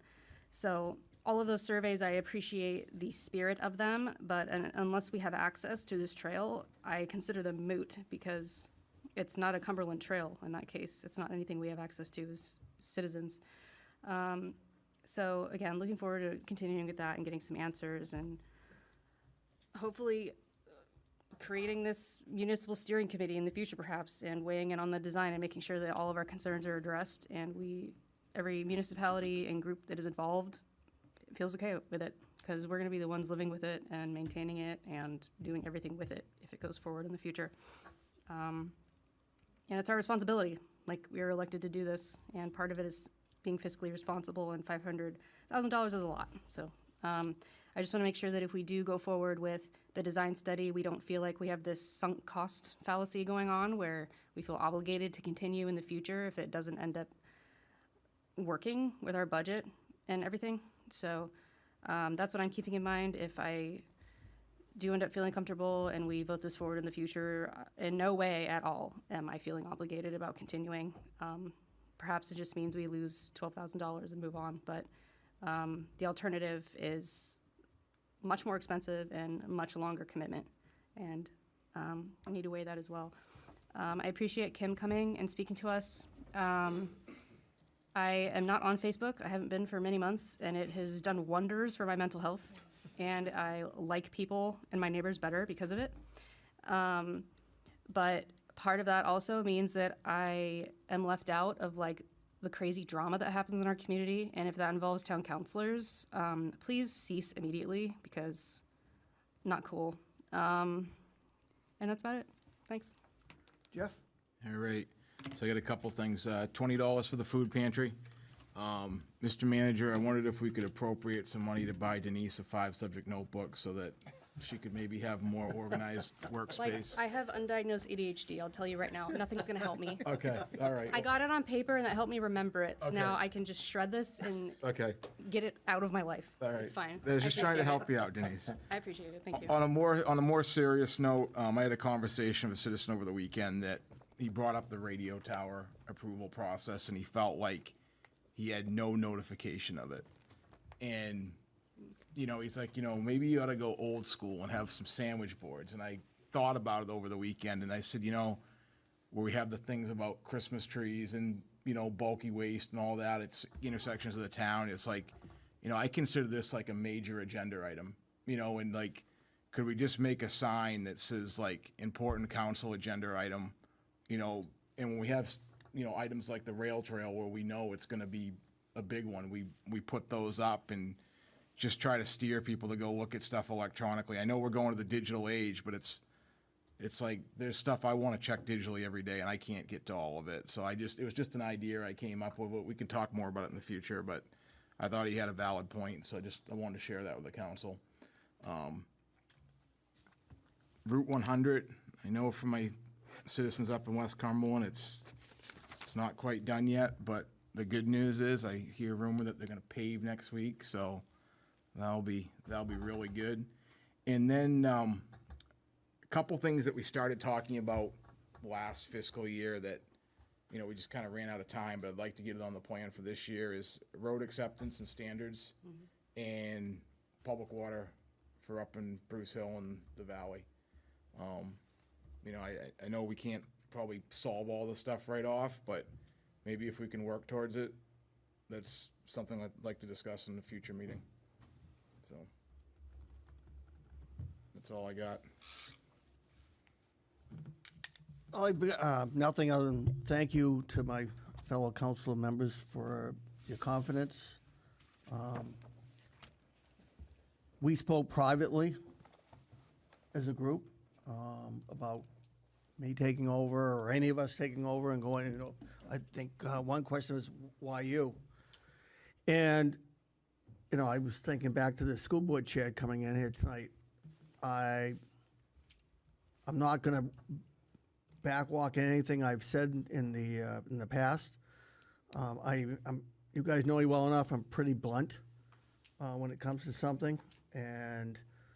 But that being said, you won't find anybody that wants a better relationship with the school board than I do. And We've got some important stuff to do. We're talking about collaboration with different towns on how we do business, and I think that's an important subject, and I'm going to carry that forward. I haven't attended a lot of the school board meetings, as was brought up tonight, and she's 100% right. And what she doesn't know was there's a past history with a couple previous school board members, including 2 previous chairs that went after me. Both of them, I'd had no idea who they were. One went after me on a social media post, and one went after me. I don't even know why, to the point that Bob had to come and tell me, hey, by the way, do you know so-and-so? No. Well, she thinks there was something going on. I don't want to go into depth about why, but there was a reason that I hesitated going in the last couple of years. I'm hoping that changes with Kim and the new board, and I certainly extend the olive branch to her. So that's all I've got. Anybody else got something here? Go ahead, Robert. Move to adjourn. Congratulations, Mike. Congratulations, Denise. Yeah. Congratulations to you both. And congratulations to Bailey. Congratulations to Bailey. Congratulations to you. Is there a for motion to not having to chair adjourn? anymore. Motion, second? Second. All those in favor? Adjourn. Thanks, guys. Mhm.